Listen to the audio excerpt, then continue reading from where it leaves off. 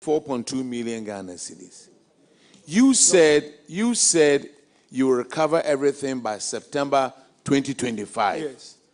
We're in November. Yes. Have you collected it all? Yes. You've collected all the amount? We have collected the one that came to the university. We have paid back to the government.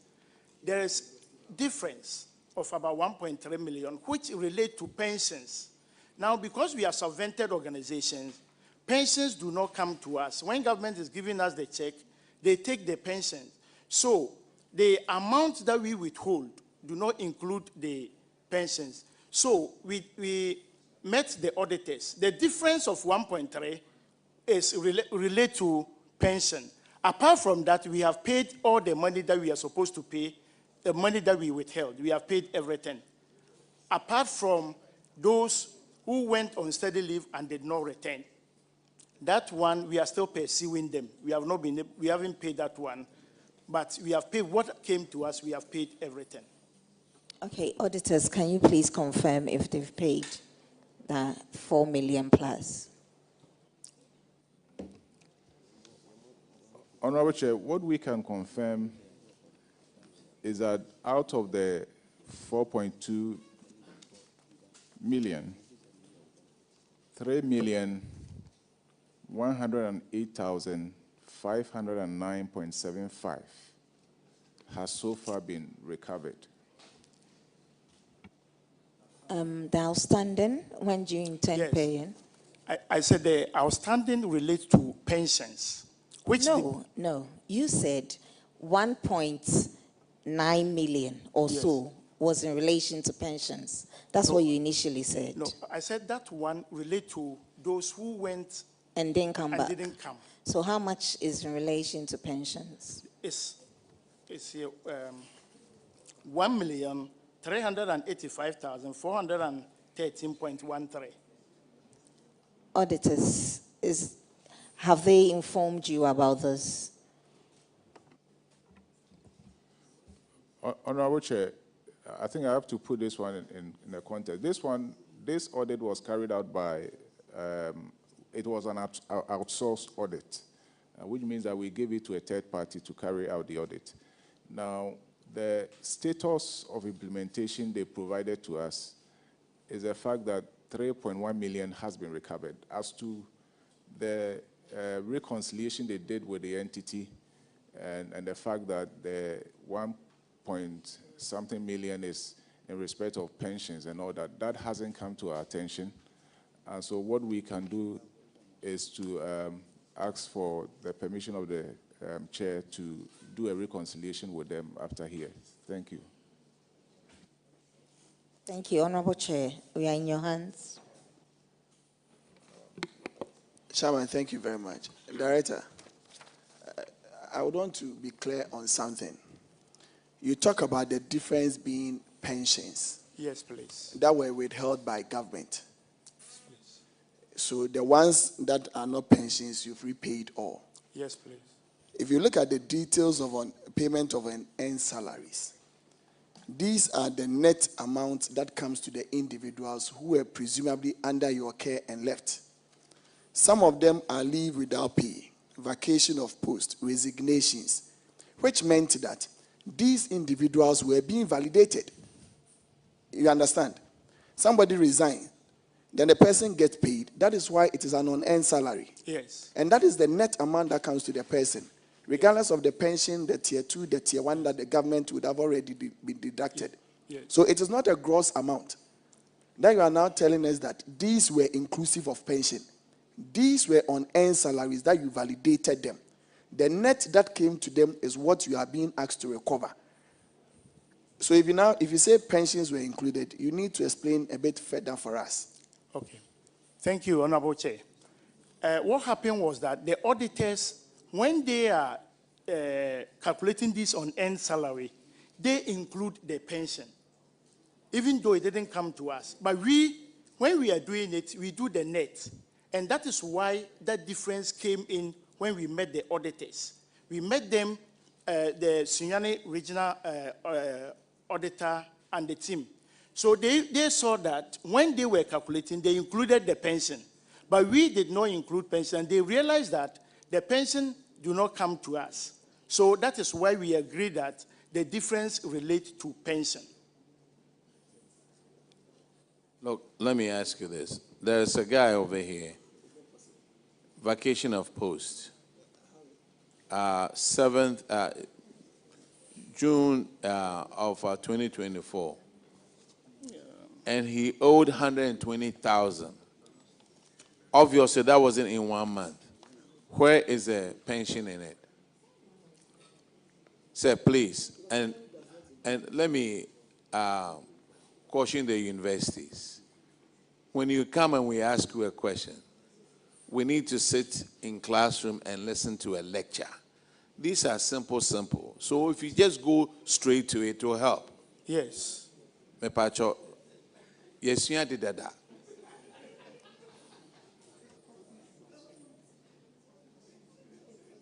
Yes, sir. Auditors, what I would suggest is you let your auditors follow up on it. Let's come up with an amount. Even though they told us they were going to collect everything September 2025, we're in November, we are listening to a different story. Abba.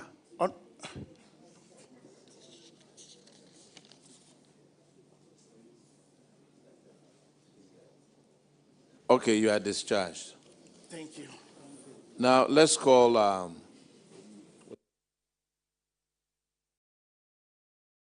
Koforidua Technical University.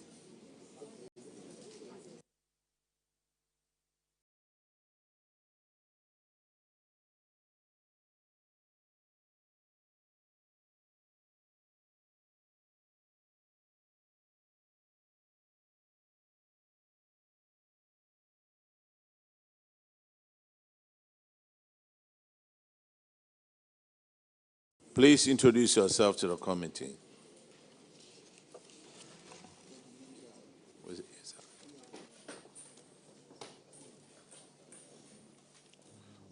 My name is Professor Richard Ohinesiedu, the Pro-Vice Chancellor. I'm Prince Bafo Ofori, the Director of Finance. Amateur. Please turn off your mic when you answer. My name is Associate Professor William Jedwesiedu, Director of Works. Honorable Chair, I'm James Bayentia, Deputy Director of Finance. Alexander Chere, Internal Auditor. All right. Honorable Abena Osiasa will take you through your financials. Thank you, Pro-VC and your team. Pro-VC, the letter we sent to you, were you to report yesterday or today? Thank you very much, Honorable Chair. We received 2 letters. The first letter we were supposed to report yesterday, and I think a second letter came which went to a different office. So we only got to know yesterday that we were supposed to report today after we had come here. That's how come there was a mishap. We apologize for the mishap, but it was actually today. So.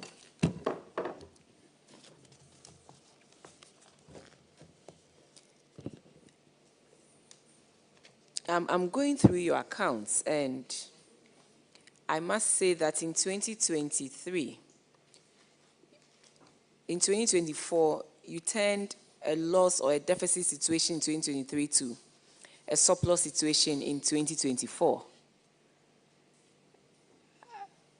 I have gone through the accounts. I must commend you for that. But I don't know how you did it because I'm struggling to comprehend the figures. I see that you said your non-current assets came down because you depreciated some assets. In the same vein, you spent on fixed assets, but yes, still it's come down. So I want an explanation on that one. And then I also realized that you spent, in terms of compensation of employees, you spent more than was granted to you. So that one too, I would want some explanation on that as well. Let's begin with these two. Yeah. Thank you very much, Honorable Chair. With your leave, I would want to defer to the Director of Finance to answer that. Thank you very much, Honorable Chair. With respect to the first one, we actually spent on non-current asset, but the amount we spent was less than the consumption of asset in that particular year. That is why although we procured or we spent in non-current asset, however, the amount has reduced.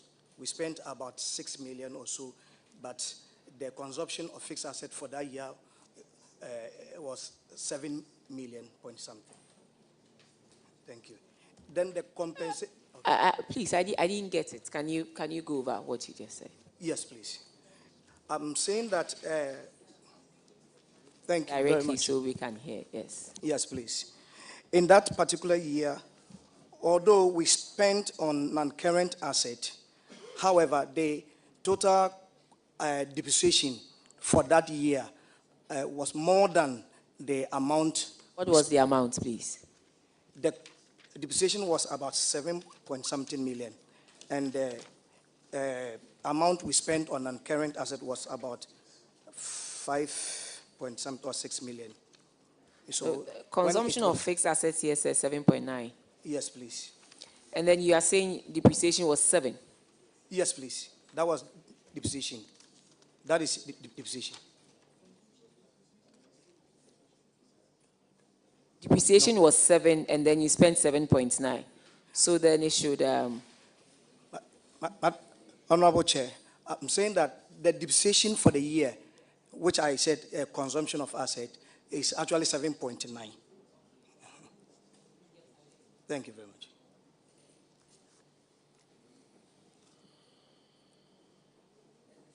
Yes, the second one was compensation. Yes, please. In addition to what the government gives to us, we also pay part-time adjunct lecturers because of lack of personnel.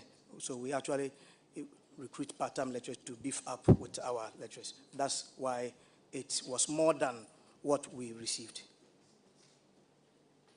Thank you. Yeah, for a university to have a finance income of about 139,000, it means you have a lot of, should I say, monies that you are investing in various handles. Thank you, Honorable Chair. We were prudent when the money came in initially. Usually in the university, during the first semester, you have the students paying. So at that time, we were a little bit prudent to end that. Thank you. How much comes in a semester from students' user fees? Yes, it depends on... just an estimate, not the actual, but just give us an idea. Yes, at times it can be about 8 million, at times 10 million, at times 10 million, at times the final quarter it may be 4 million. Yes.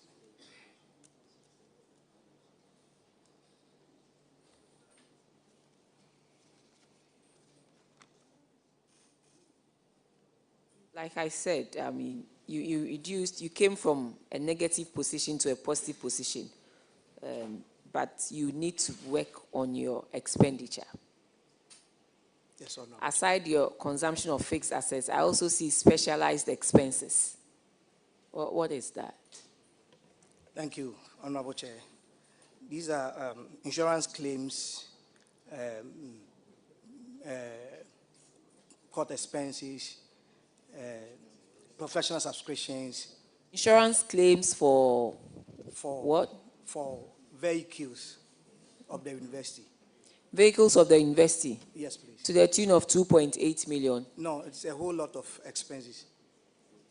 Okay, so can you give us a breakdown, an idea of what goes into the specialized expenses and the amounts involved.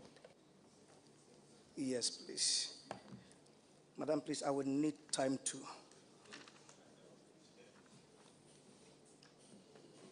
You have the. Sorry.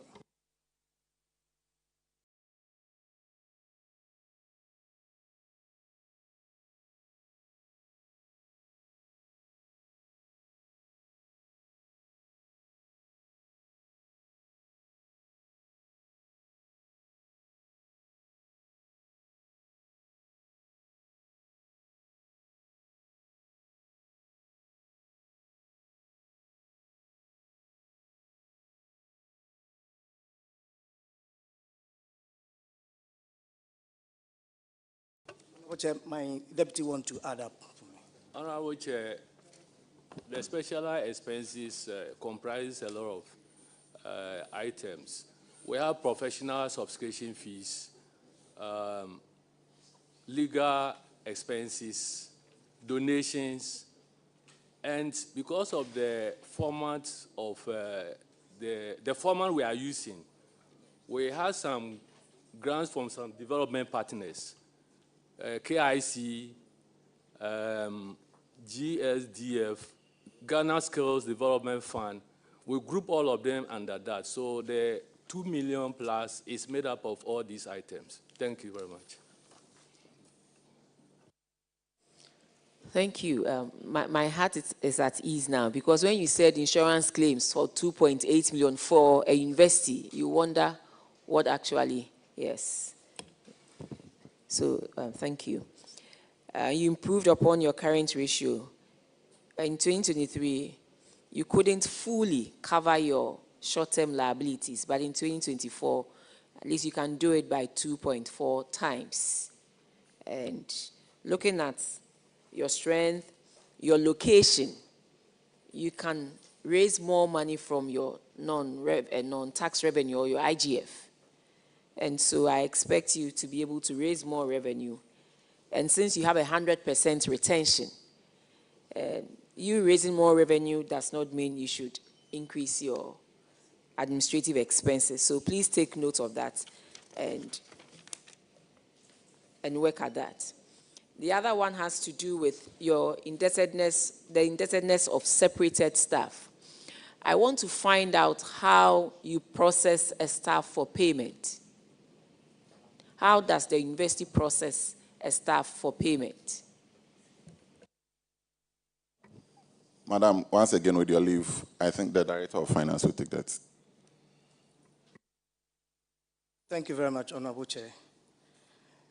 We have a payroll unit that at the end of, by 15th of the month, they would have collated, they have a sheet that it takes to all faculties department to validate the personnel over there. So by 15th, they would have received all, and then the team would use that validation form to actually indicate whether those people are supposed to be paid. We are paid from the Controller and Accountant General. So we have validators A1 and B. So after the B1 have done their certification, before it is electronically forwarded to the A1, which is virtually the Vice Chancellor and myself, and we'll certify that.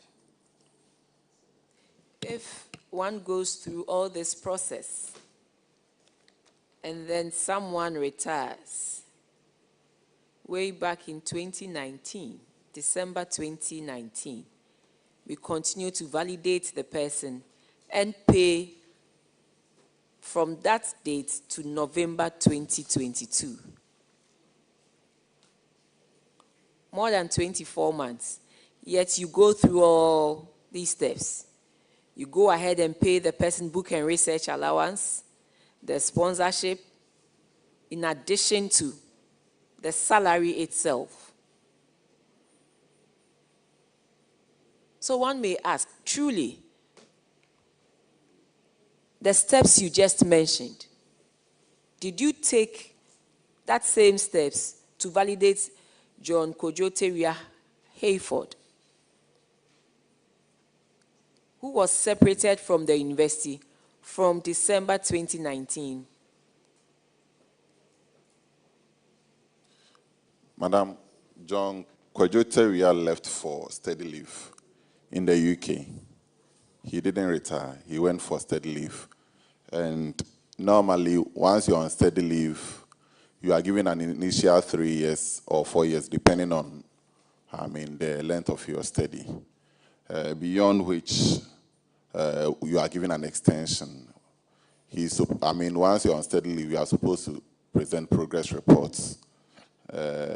We noticed after the expiration of the initial 4 years that he wasn't responsive with our request, and the university took steps then to terminate his appointment. So that is what happened.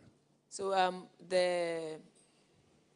his responses, how frequent was it supposed to come to the university? Say, every month, every quarter, what was? We normally do, I think, every year. It's yearly. Every year? Yes. So we take a report from he went for his PhD. We take a report from the student and that of his supervisor. So every year you are supposed to bring a progress report. Bring a progress report. Yes. And for 4 years, we closed our eyes to it. We were paying, when I say we, I mean the university was paying this person. And it was after 4 years that you realized that there was no progress report, but yet we were going ahead to pay. No, initially there was. So when the auditors came, did you take steps to explain to them that initially there was? If you did, maybe the auditors would have taken that out.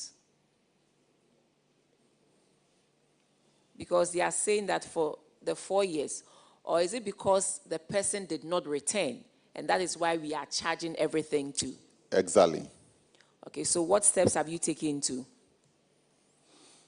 So we have a 5-point action plan to recover funds of this nature. Initially, you have a 5-point action plan. A 5-point action plan. Point action plan, okay. Yes, so initially we've written to all those, there are 6 of them as they are listed here. We've written to all these persons with their indebtedness.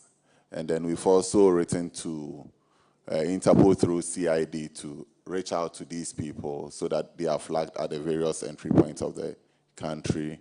We've also forwarded their names to our solicitors, and then they are in the process of being served. We are also going through our documents to find out whether they have any entitlement to the university, which would take out and then pay that into government chest. And then finally, we are also looking through our systems and protocols to ensure that any lapses, we close all lapses so that these things don't occur in future.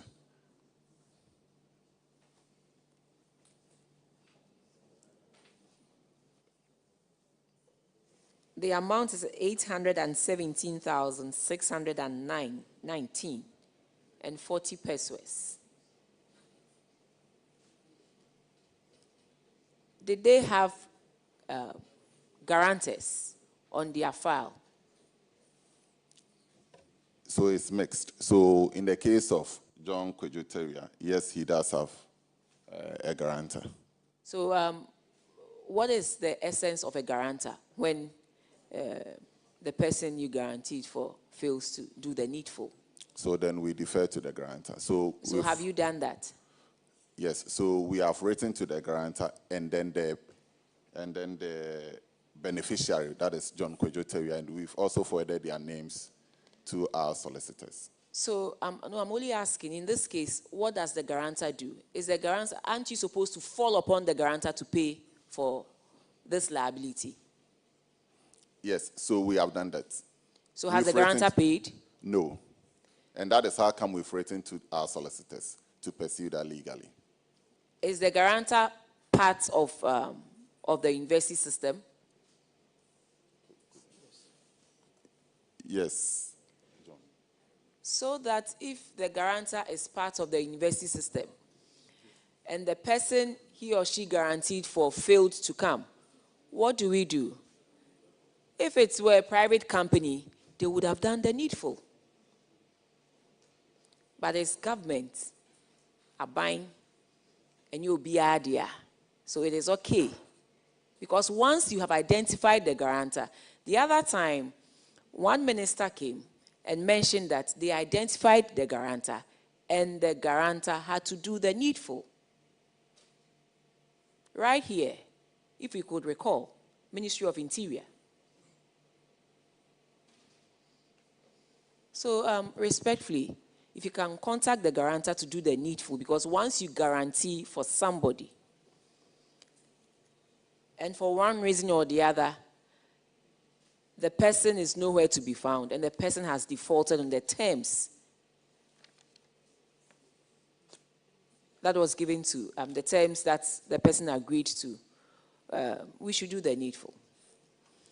Samuel Sapon Asamoah, can you also give me an update on that? Did you identify the guarantor? And is the guarantor part of the university system? So in the case of Samuel Sapon, his case is different. His appointment was terminated because he failed to sign the bond form and left. So that is how come the university went ahead to terminate his appointment.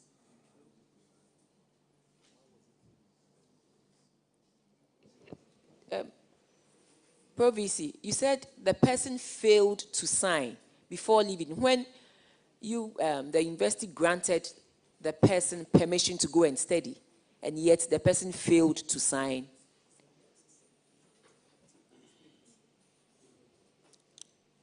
So what happened was that the applicant was given, or the staff was given the permission to go. Normally, when, per the current system we have, we write to the person, and in the letter we indicate that the person is supposed to ensure that the bond forms are filled before leaving. He failed to sign. So once it got to our notice, we quickly took steps to terminate. And that is how come I mentioned that we have a 5-point action plan we are pursuing. We are reviewing our protocols because these are part of the lapses I've mentioned. What is happening is that rather than if we go ahead and then give an award letter, and in the award letter indicate that the staff should ensure it is signed before he leaves, then that is how come this thing can happen. But if we make sure that the person signs before the award is given, then this thing wouldn't reoccur. And that is how come in my narration earlier on, I did indicate that, the protocols would have to be reviewed, and we are reviewing that to ensure that it doesn't reoccur. It took the university 8 good months, from January to August, 8 good months, to realize that the person did not sign the bond form. Or one wouldn't know. It is not something that we should know. So it takes the university 8 months to realize that the person did not sign the bond form, but yet has gone ahead to take advantage of the permission to go and study out and receive salaries at the same time. Let's go to Gladys Esinu Abil. So Gladys took a partial state leave. By that, what it means is that Gladys was still teaching while I was studying. Gladys received a partial support from the university to the tune of 16,000 Ghana cedis, and then left. So what it means is that she worked for whatever salary she took. What her indebtedness to the university now is the 16,000 that the university paid. But the auditors have an amount of 84,520. No, sorry. So with respect to Gladys, after that, she was supposed to, so she was in the system and then decided to leave after her studies. And by she was supposed to give 6 months notice before. She didn't do that, so she's being charged that amount in lieu of her not giving that notice, yes. Grace Opare. Grace Opare exceeded her initial maternity leave of 3 months, and then we noticed upon checks that she was not ready to come. So immediately after 1 month expiration of her, beyond the expiration of her maternity leave, her appointment was also terminated. We've gone ahead to recover part from her entitlements, yes. Okay. And so you are hoping to use other means to defray the rest of the amount. Yes. Benjamin Gansa. So Benjamin Gansa's case is similar to that of Samuel Sapon. You also failed to sign the bond. Yes. Then it tells us that your internal controls in that area is weak, and so you need to improve upon that. And the last person is Atta Yusuf. Similar. So there are 3 of them with that similar situation. And so now you are in the helm of affairs. I hope that with the kind of infractions that you have seen, you tighten that area, because as a university, you always grant people permission to go and study. The fact that these people have committed this infraction does not mean it should prevent other people from enjoying these benefits. But you need to tighten it and make sure that those who have done it pay the price for what they have done. And so we look forward to hearing from you on the guarantor, because once you guarantee for somebody, that is the unfortunate thing though, but then you should be held responsible for the person's inactions as well. So on this note, out of the 817,619, how much have you been able to collect? And how much can the auditors validate after your confirmation? I would want the Director of Finance to speak to that. Yeah. Thank you. Honorable Chair, we are yet to furnish the auditors with the current payment that we have received from internal payment. So we'll seek your permission that we furnish the details with them. How much have you collected from the 817,619 liability? Okay.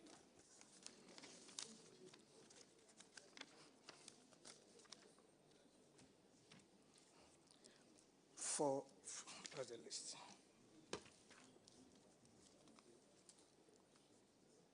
Okay. From John Tavia is 7,900. From Samuel Sapon is 3. Madam, please, I want to be sure as that because I'm on camera.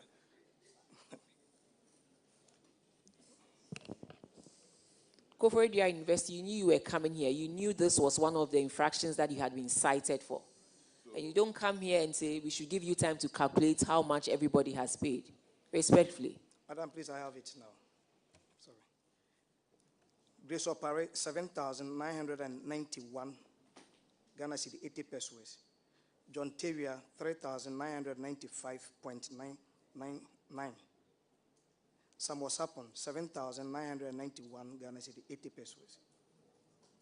So far. So John Tavia owe an amount of 486,386, and all you have collected is 3,000 Ghana cedis. Yes, Honorable Chair. In fact, all our effort to contact these people have proved futile. They are not in the country. And I'm glad that Pro VC mentioned the fact that for John Tavia, the guarantor works with the university. So he liaises with the guarantor to make the necessary payments. Chairman, I would defer the time, the period for the payment to you when I'm done with the others. And then for Opare, she has paid more than 50% of that. Make sure you collect the rest. So in total, out of the 817, you haven't done more than, is it 25? 7, 3, more than 20,000. Yeah, just around 20,000. Yes, just around 20,000 out of 817,619. So the university should take steps to do the needful. Chairman, I want you to give them the period through which they are supposed to clear this infraction.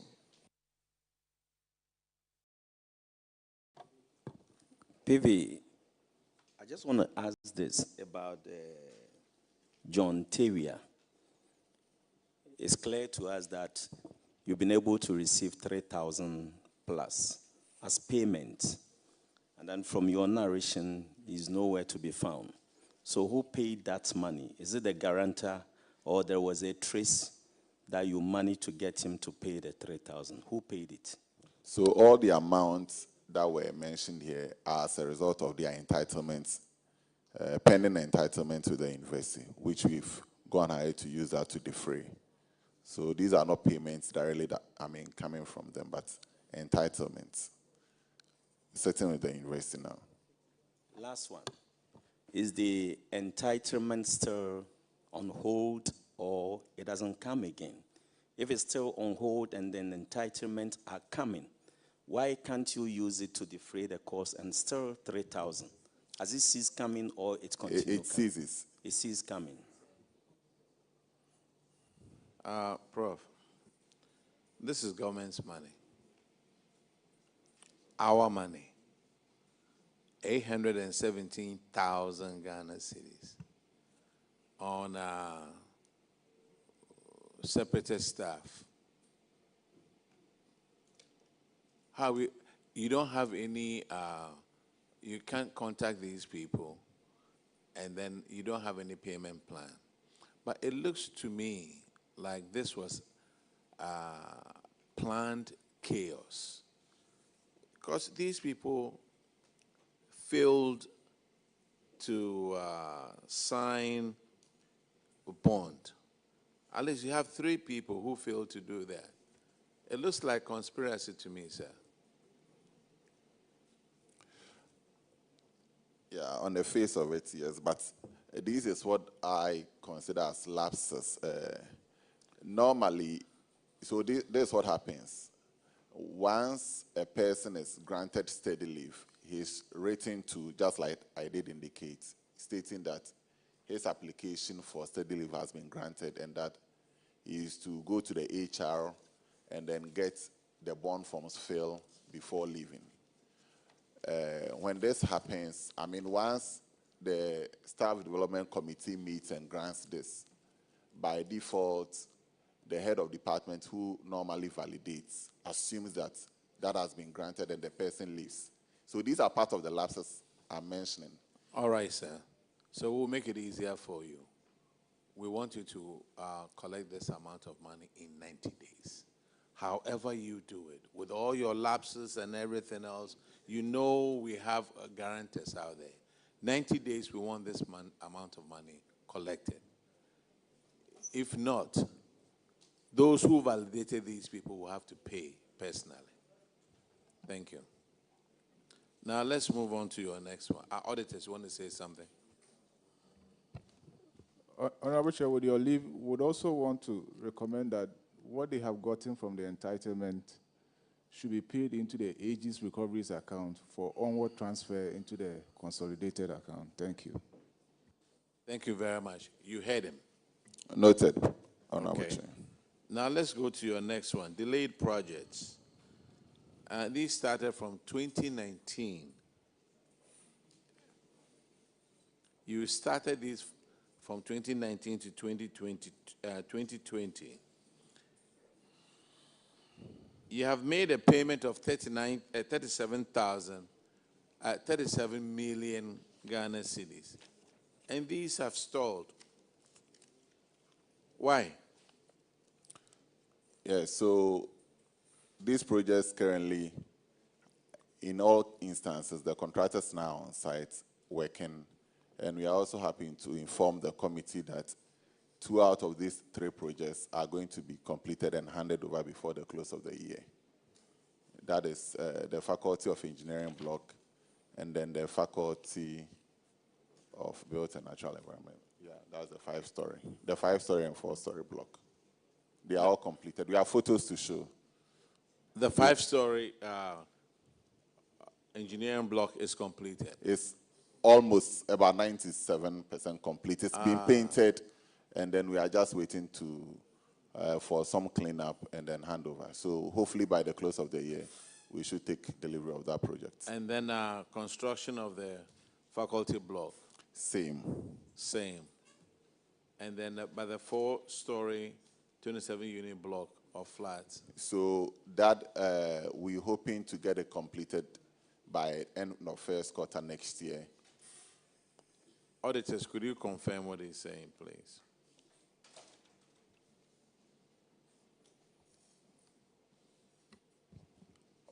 Honorable Chair, we can confirm that the contractors are on site and the projects have reached an advanced stage.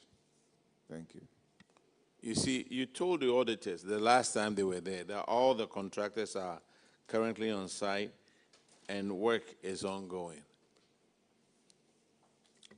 Yes. So they were on site, yes. All right. Yes, sir.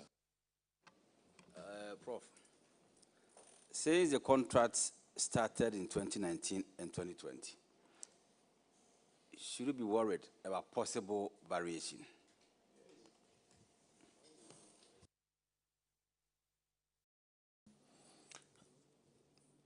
It is expected, I mean, in our part of the world, I mean, where prices do increase every now and then. Yes. So for price fluctuations, they should be expected. Is it the case that they've yes. So is it the case that they've come or you are expecting them? I just want to know that what is happening now. If you take projects that began, I mean, most of these projects, just like you did indicate, started in 2019, and I mean, you all bear with me that we were hit with COVID, which slowed the progress of projects generally in the country. So that, together with the fact that, Prof. Chair, Honorable Chair, again, you would note also that 2 out of 3 of the projects are IGF, and then the other one is GET Fund. So for GET Fund, I mean, delays in payment also hit us. I mean, so, yeah. Prof, let me correct something over here. When did COVID come to Ghana? 2019, Honorable. 20 what? 19. It was 2020. 2020 what? COVID-19 started 19, and then, I mean, by 2020. When did they come to Ghana? 2020 we were on lockdown. First quarter 2020 we were on lockdown. But you started all these projects in 2019, 2020. COVID wasn't here.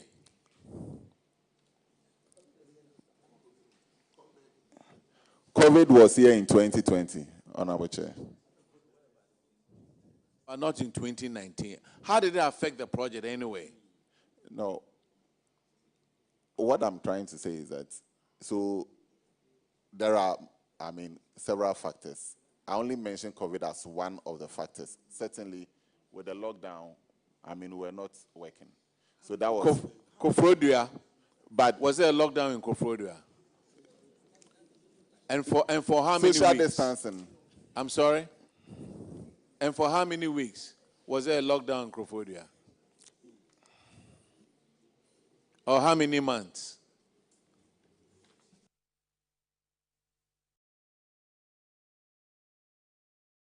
Yeah, I didn't answer that. Prof, I'm just asking you these questions because I know that when projects delay, there will be possible variations and the rest of it.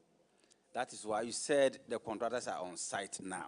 So I just want to know if you've hit by or they've come to you with a request in respect of variation, so that we'll take it from there. If they haven't come with variation requests, then that's fine. So, price fluctuations, I said yes. Price fluctuations. Yes.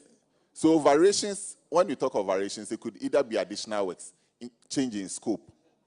Price variation. Yes. So price fluctuations, yes. So was it part of the contract or? Pardon? Did you have it in the contract? Was it a clause? Yeah, there is a fluctuation clause in the contract. Okay. Yeah. Did I hear you say that in this part of the world, there will be variations? Price fluctuations. Price fluctuations. Price fluctuations. Fluctuations. Changes in price of materials.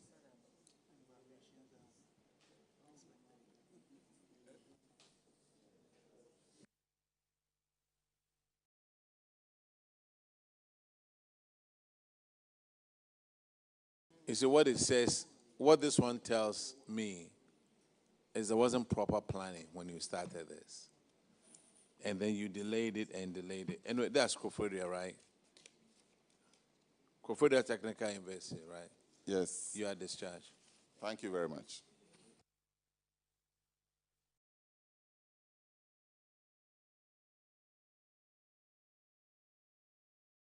Is Gimpa around?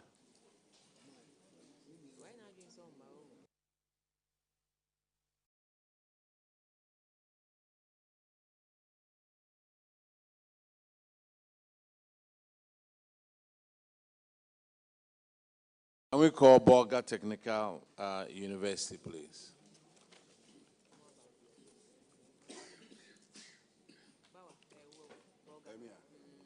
Bolga Technical University, are you here? Oh, please come and sit down.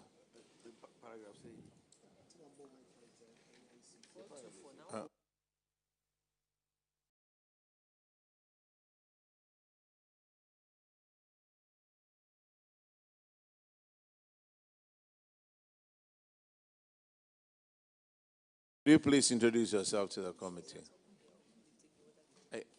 Did you take the oath? Yes, we did. All right. Please introduce yourself. Thank you, Chair. My name is Samuel Erasmus Alna, the Vice Chancellor. Mr. Chairman, my name is Richard Atia, Acting Registrar. Chairman, my name is Solomon Awaria, Acting Director of Finance.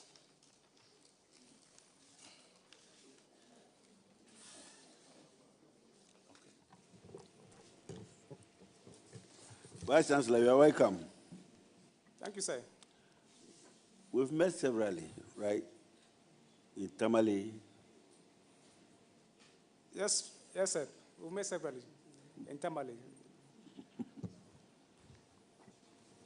I'm looking at your financial performance, and I've seen that the year under review, you ended with a surplus of 35 million as compared to 1.5 million recorded in 2023, representing an improvement of 2,321.2%. So, what accounted for this story? Thank you, Chair. So, under the year under review, the university was fortunate to have gotten some grants in kind and some funding from our partners to implement some projects. And also, there was a marginal increase in enrollment. So, in terms of school fees, we're also raking some revenue from that. Maybe the Director of Finance will provide further explanation. Thank you, Chairman. I think those are the issues that accounted for the increase in our profit surplus for the period.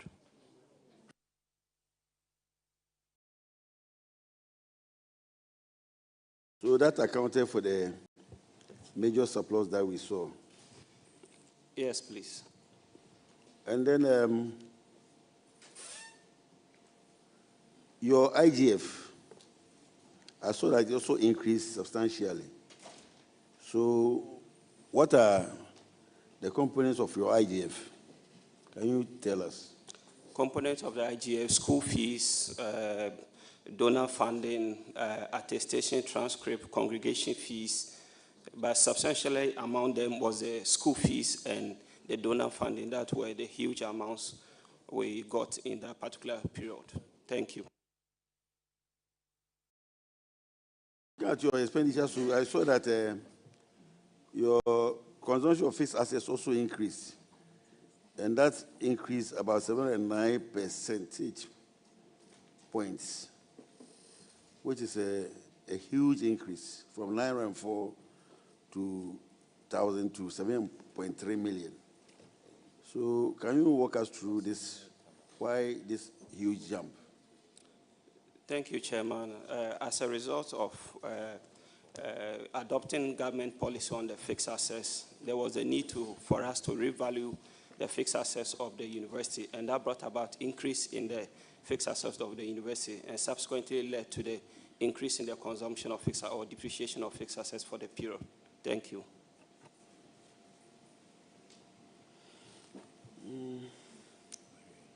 Mr. Chairman, looking at their financial position, it looks good.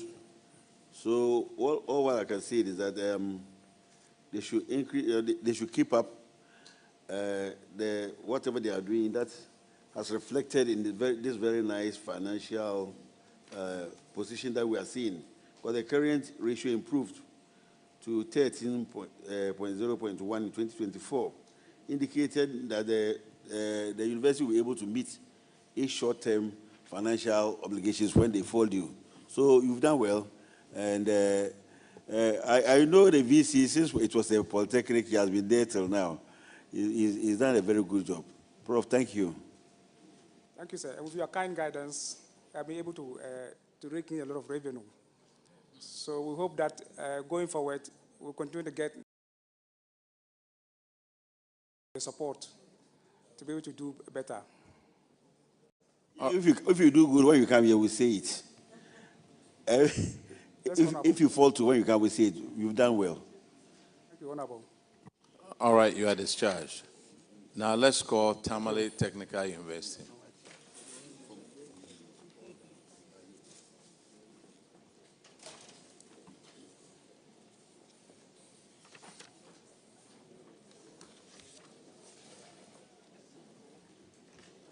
Wow.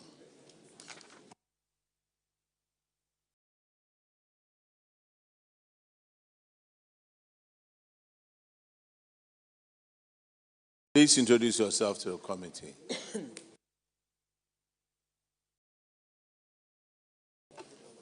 afternoon. I'll put on the mic. Good afternoon, Honorable Chair. I'm Bashiru Imoro Ibn Said, the Vice Chancellor for Tamale Technical University. My name is Al Hassan Abdurazak, Director of Finance, Tamale Technical University.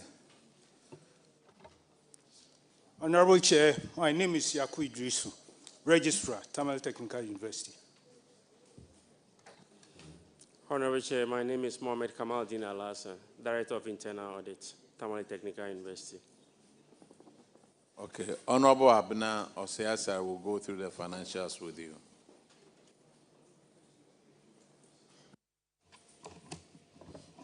You're welcome, TTU. Tatu, thank you. Yes. Prof, how long have you been there? 1 year, 4 months. 1 year, 4 months. Honorable Chair, yes. Okay. You and your team. As the Vice Chancellor. As a Vice Chancellor. Yes. 1 year, 4 months. I think you've done a good job. That's why I asked. Yes. Thank you. You've done a good job. Just like my colleague said, when you come here and you have done something that is commendable, we will let you know and we'll let the whole world also know. And in that same way, when you come, you haven't done something that is, you've done something that is not commendable, we will let the whole world know. And you moved from a surplus of 1.7 million to a surplus of 13 million. And you improved so much on your current ratio where you could cover your short-term liabilities by 2.6 times to 7.6 times. It means you are doing something right, and we ought to support you for you to build on to whatever you are doing, and for other investees to also come and study from what you are doing. So I'm impressed with what I have seen. It is true that I'm sure you are in the same category where you would have to go ahead and get extra staff to support the staff that is currently on government payroll.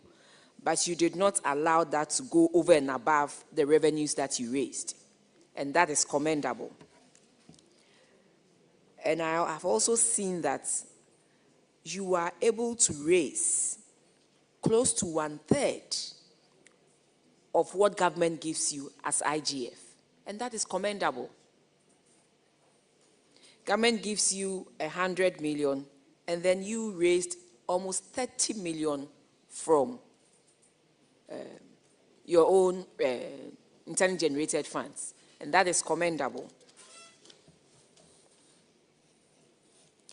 Even your project income, the project income that you received and your project expenses, you made sure you did not spend more than what you received. And that is prudence. So I don't think I have much to say, but to encourage you, you're welcome, and to let you know that you have an ally in us. We want you to open up the place. And if we want to open up Temale for business, a lot will depend on what you are doing. And so keep it up. Whatever it is that you have to do to make sure you maintain and improve upon this results that you have shown to us from the auditors, you have to do it and do it well. So for Temale, it's not just me, but your figures are speaking to what I'm saying. And so well done. Thank you very much, Madam.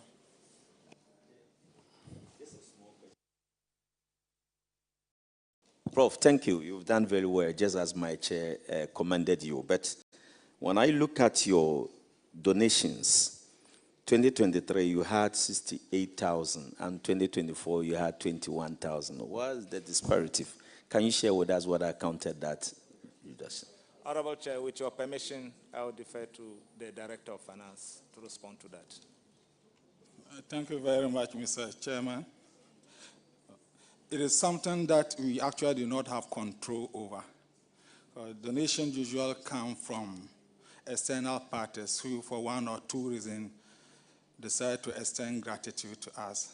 So that aspect of inflow, we actually do not have control over it. All right. The next, the infraction is on paragraph 409. And Honorable Nasser will take care of that one. Thank you very much, Mr. Chairman. VC, congratulations. As the chairman said, you are doing well. Thank you very much. But when it comes to the donations, I think you have to officially ask my colleague, the honorable member, to support you as well. So that next year the donations will come up. Honorable Chair, well noted. Thank you very much. VC, you are doing very well, but your lands are being encroached. You are doing very well, but the lands are being encroached. The Dimali, the land situated at Dimali,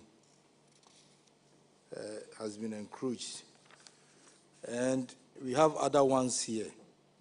But for the sake of land gas, I don't want to mention the names. but I think you have a copy, so you can speak to it for us to know how far you've gone with that for the title deeds to these lands. Thank you. Honorable Chair, thank you very much. The University Asset Register has been duly updated. I will defer to Director of Finance to provide the details. Thank you, Chair. Let me indicate that the title deeds have actually been, university have taken the necessary step to get those particular properties registered at the Lands Commission. And we have provided the Auditor General with the registration fee and other relevant documentations that we obtain from the Land Commission.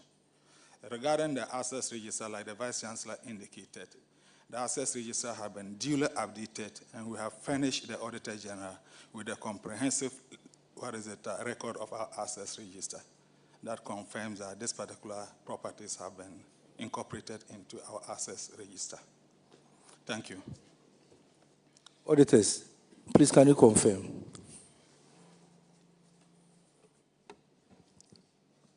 Honorable Chair, yes, indeed, the Asset Register has been duly updated. I think the main issue was for them to secure the land, which they have started something with the Lands Commission. So we hope that they can complete that for the land to be fully secured. Thank you. Chairman, I think the management of this university have been very prudent, and I have no other further question. Thank you. Thank you. All right, the next infraction is on paragraph 419, and Honorable Shirley Che will take care of that. Thank you, Honorable Chair. Tamale Technical University. We realize that you are not registered with the Data Protection Commission, yet you are collecting data of students and other stakeholders. In your management response, you said you would take steps and comply. Can you please update the committee if you've complied with this? Honorable Chair, thank you very much. We fully complied with that. I will defer to the Director of Finance to provide the details. So, Chair, like the Vice Chancellor indicated, following this particular observation that came out in the Auditor General's report, on June 23, 2025, the University management took the necessary steps to pay for the registration certificate at the Data Protection Agency, and the receipt had been provided to the Auditor General. Except that after the payment, whilst we were expecting this particular certificate to be issued to us, we got another letter from the authority indicating that because of the default, we were supposed to pay a penalty for a period that the university had defaulted. That particular one too has since been paid. And we've been told that per their guidelines, it has to take a number of days before the certificate is issued. So we have furnished the Auditor General with all the relevant documents, including the payment that we have made and the correspondence that we have with the Data Protection Agency. Thank you very much. Auditors, can you please confirm this? Honorable Chair, yes, we can confirm the assertion that he made.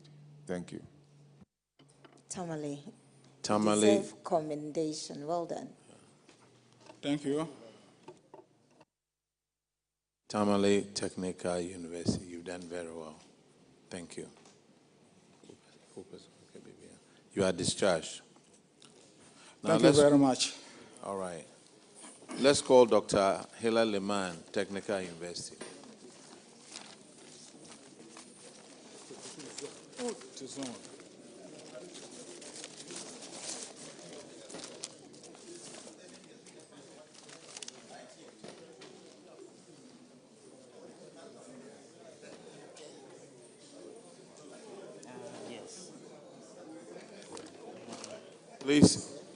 Please introduce yourself to the committee.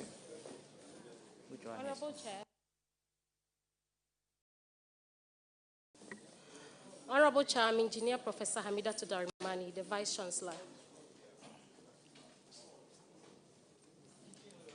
I'm Musa Basik Diabo, Director of Finance. I'm Joseph Benda, Acting Procurement Director. Honorable Chair, my name is Abdulrazak Abdullahi, Acting Director of Internal Audit. Thank you. All right. Honorable Abinau Siasari will handle your financials.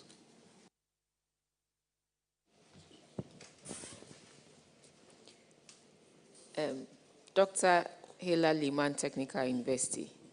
Yeah, I also see some positives at your end. I noticed that in 2024, you turned a deficit situation in 2023 to a positive.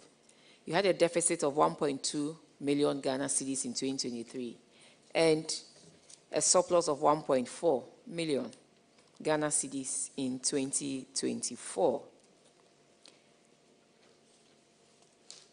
And I also see your employees' compensation. Let me admit that this is the first time I'm seeing a compensation fit within a government subvention. All the others that have appeared before us, their compensation is always over and above government subvention. But this one sits within. And Madam, are you the one? Professor, you mentioned your name, Professor. Hamidatu. Yes. Hamidatu Darimani. Okay.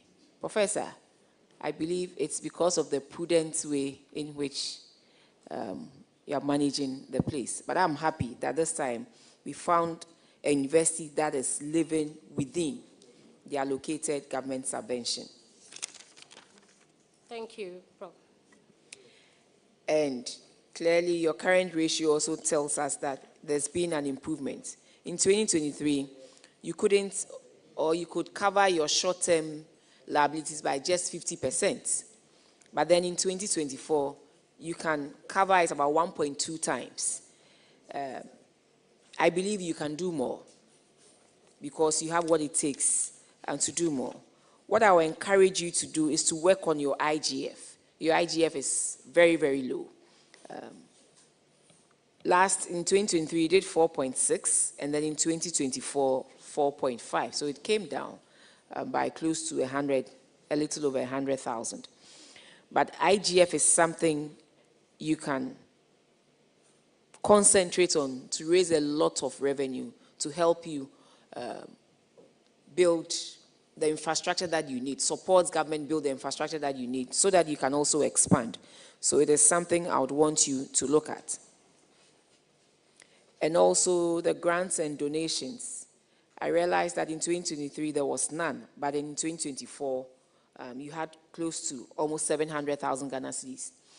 I want you to maintain that and do everything possible to always get in some grants to augment what government and your IGF is also giving you. And please be checking your consumption of goods and services and to make sure that you live within and maintain the profits that you've had in 2024 and replicate it in the years and the other years that you have before you. I'm okay with Dr. Hela Liman, and well done. Thank you, Honorable Chair. Now let's go to the management issues. And Honorable Frankie Abua will take, Honorable Kinney will take care of that one. Thank you, Chair. Dr. Hela Liman, well, welcome once again. 6 officers of yours were wrongfully paid office holding allowances amounting to 196,393.15 Ghana cedis. The Auditor General recommended to management to recover the said amounts and same paid into their recovery account, which you confirm you did through Controller and Accountant General system. But for Sebastian Dagwa, he was underpaid entertainment and responsibility allowances and was overpaid fuel allowances as well. GTEC therefore asks for correction and not refund, but the Auditor General did not get the relevant documents for confirmation. How far have you gone about that? The Finance Director will then take that. Thank you. Thank you, Honorable Chair. When the request was made, we completed the necessary input forms and submitted to GTEC for the correction, which was done. Unfortunately, we did not pick his pay slip to confirm, to submit as confirmation, but he's now on his rightful allowances. Thank you. What accounted for the delay in providing the necessary documents to the Auditor General?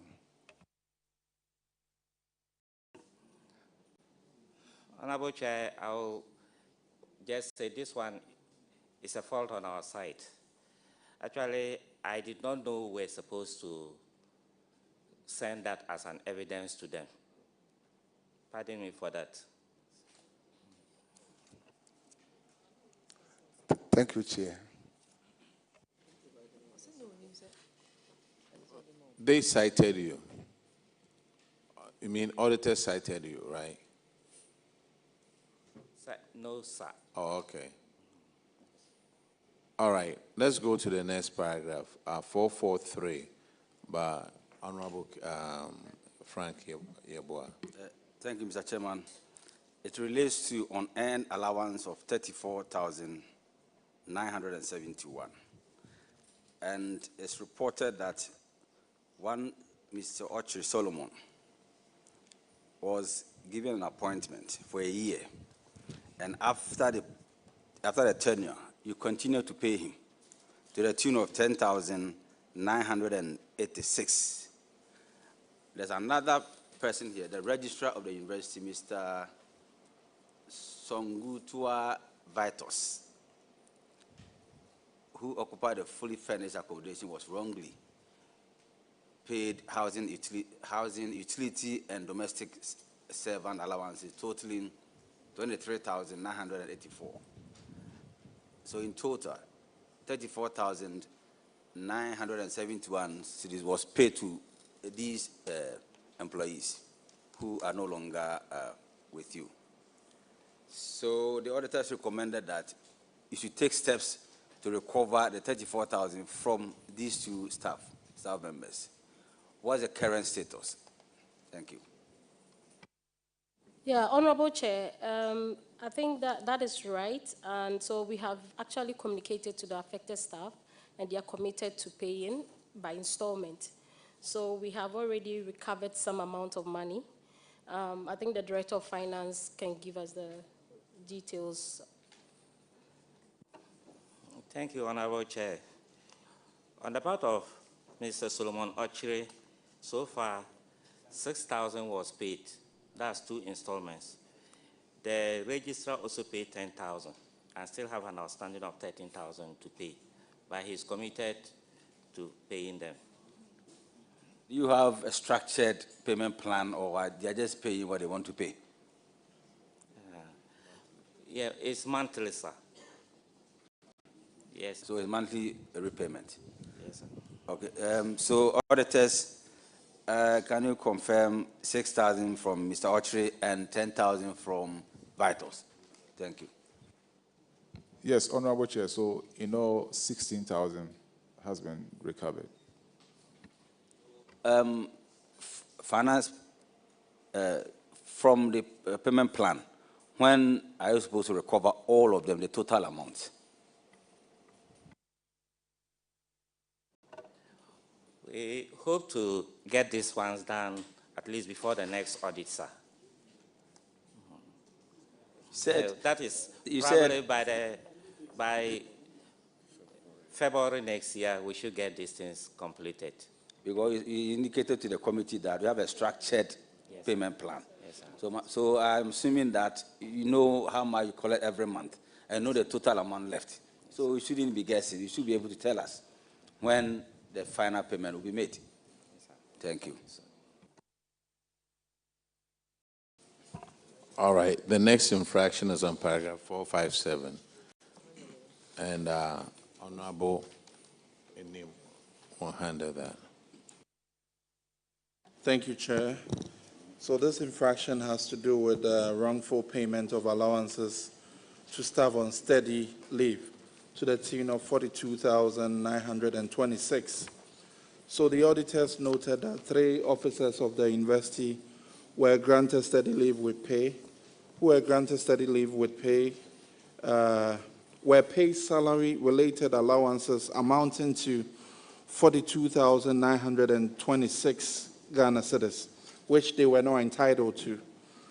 The auditors recommended the recovery of this amount from the officers and paid same into the Auditor General's recoveries account. What has been done about this?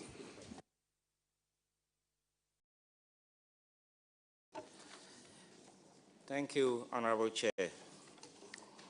The information was communicated to the affected staff, but their union came up with a document that was approved by government that staff on approved steady leave with pay were entitled to allowances, just like their colleagues who were at post. Were given the document that was signed by the union leaders and fair wages. A copy was given to us before we came here. Were these documents presented to the auditors when they came on site? As at the time they came, the document was not ready. They told us they were communicating to their national executive to furnish them with that document. And when it was brought, they gave us a copy. So has it been presented to them prior to your coming here today? No, please, sir. Why? Because you knew you had been cited for this. You had been presented with documentation on this. And you keep these documents until you appear here. Sorry, sir. It was presented, sir. It was presented. Can you confirm if you have cited these documents?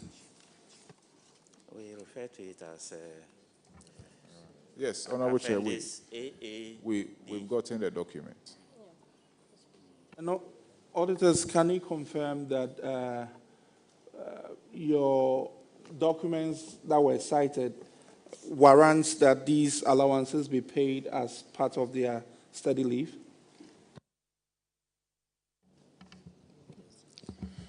Yes, Honorable Chair, per the agreement they have from Fair Wages and the union, that is what it says. But we want to interrogate it further and be able to conclude on this particular matter.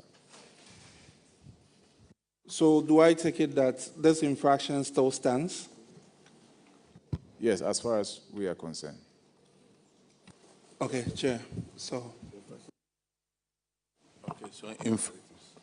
infraction still stands. Well noted, Honorable Chair. And when are we going to get this thing resolved?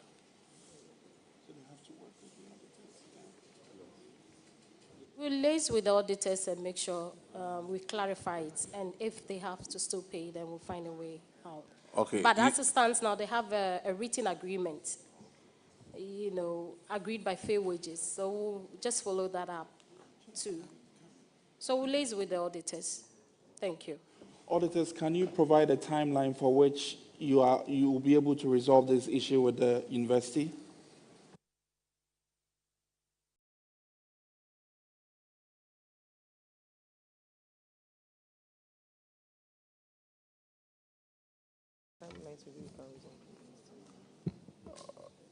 Honorable Chair, we may ask for 2 weeks to do this. Thank you. 2 weeks granted. The next infraction is on paragraph 464, and Honorable Nasser will take care of that one. Thank you very much, Chairman. This Honorable Chair, yeah. This is about staff who receive some benefits which they were not entitled to because of the grades they were on. Sure. So the state lost over 100,000 Ghana cedis. Please, I would like to find out, have you been able to recover these amounts from these individuals? Thank you. The Director of Finance will take this. Thank you, Honorable Chair. The amount involved was actually detected when I assumed office, or I took over fully in January. So before the auditors came for the 2024 audit, we had already written to GTEC for a stoppage and the necessary action. So in February, a letter went to GTEC. In March, GTEC also wrote to Controller, and Controller effected the stoppage, and per what Controller communicated to us was the issue started from 2021. So they did a retro net dating back to 2021. And that is the stage of action that was taken so far.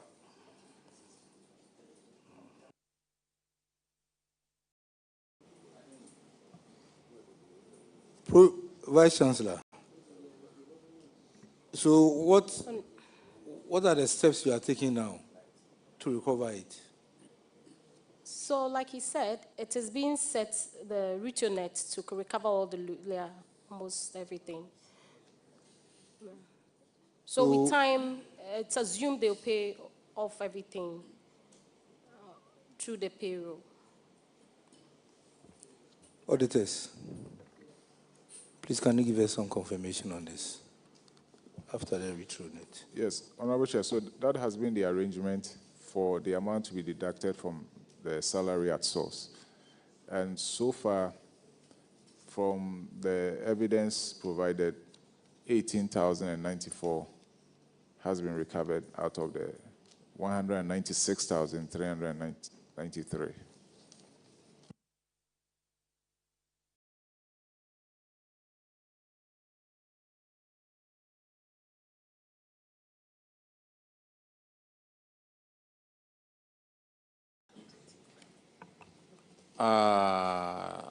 Dr. Hila Leman, the next infraction is paragraph 470, failure to recover judgment debt. Someone sued your university, you won an appeal, and you were supposed to collect 55,000 judgment debt award, but you haven't collected it yet. What has happened to it? So the director will take it. We've taken some steps to recover that. Is what? We've taken some steps to recover it from him. So the Director of Finance would explain.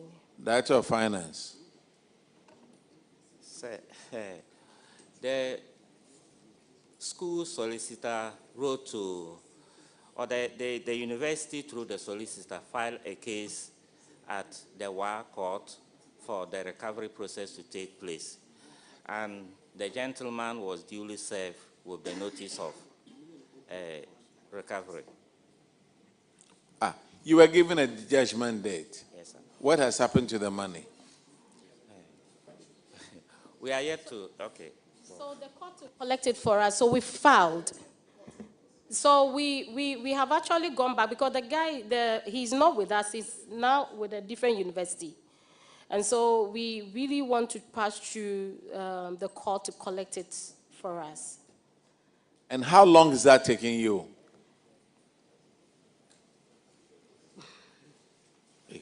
So give us just 3 more months. We will follow him because the guy in question has taken us back to court. So it's a very dicey thing. But we will follow up. Madam, we'll when this year. 2024, this year 2024. Last year 2024, sorry. 2024, what month? May. 7th May 2024. So May 2024. And you haven't made any effort to go and collect this amount? We have. What evidence do you have that you made the effort to collect the money? There's a registrar the letters. The letters are attached, right? It wasn't attached. Yeah. Unfortunately, we don't have the letter here, but we really have made some efforts. Maybe we plead that if you give us some 3 more months, we would follow up and make sure we collect the money. Madam, May of 2024. Now we are in November of 2025. If all those months you couldn't collect it, you mean to tell this committee that 3 months you'll be able to collect this amount? We will intensify our efforts. No. Chair. It's not about intensifying your efforts. You had about 18 months. You couldn't collect it. Because from your answer, I'll make a ruling. Okay. And you'll be stuck with it.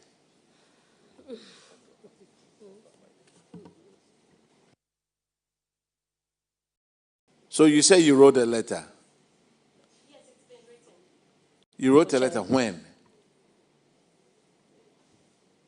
The registrar is supposed to really, that was last month. The specific date I don't really remember, but we wrote it last month. So after the ruling, you waited till last month before you wrote a letter? Actually, I am sitting in as a vice chancellor. I wasn't in then. So I am answering, I was just in office 5 months ago, and these issues were brought to my attention just when I started. So some of these issues are quite new, but I promise that if I'm given some time, I'll recover this money. Thank you. What about your financial office over there? Weren't you around?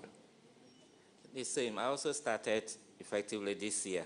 So everybody started this year. Wow. What about the other 2 gentlemen? Yes. Honorable Chair, we were around. I'm sorry? We've been around since the issue started. You've been around? Yes. Your position again? Acting Director of Internal Audit. Acting Director of Internal Audit? Yes, please. And you didn't make sure that this thing was collected? 55,000 Ghana cedis? Honorable Chair, I think it's even part of our prompt that probably has brought the issue back to fore, because I have made a follow-up through... You've made a follow-up? Yes, please. To management. To management. To recover the amount. And management didn't listen to you? I think initially the explanation was that we needed to go back to the court to enforce that. And why didn't you go back? I think we have, through the solicitor, we are now in court to... Oh, that was last month? Yes. Okay, this is what we'll do. I will give you 30 days for you to come up with evidence that you've tried to get it from the bank, from the court. If not, those people who are responsible to collect this will pay the 55,000. I think that will teach you a lesson. So 30 days, and the evidence should be given to the auditors. Otherwise, those of you who are responsible to do that, I'm saying again, you will pay the 55,000. Well noted, Honorable Chair. Thank you very much. Thank you. Dr. Hila Leman, Technical University, you are discharged. Thank you. Now let's call Takrady Technical University.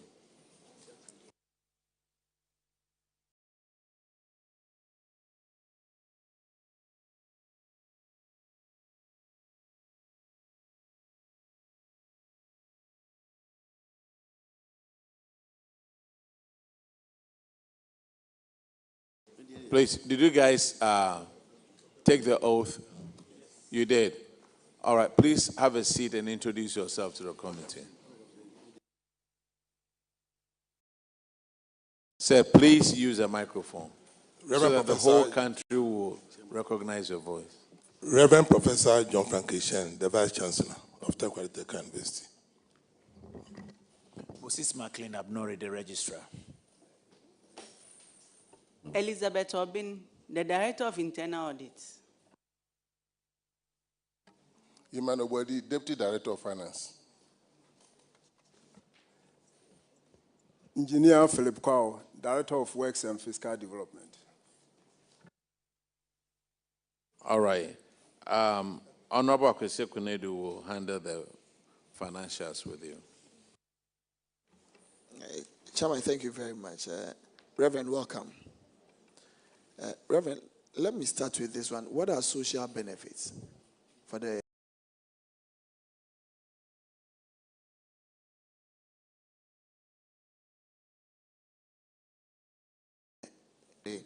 and you have 665,000 for this year, 2024. Okay, I'll let the Deputy Finance Officer. Social benefits are scholarship that we pay on behalf of our students.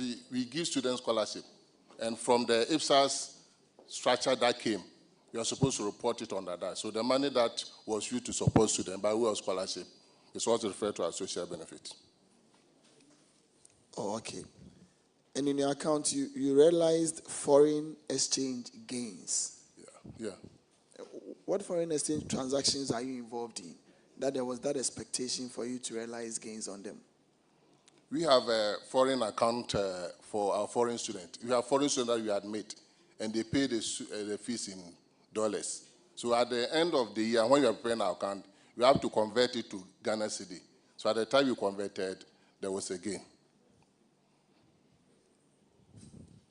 So you had an expectation of how much you were going to earn in cedi.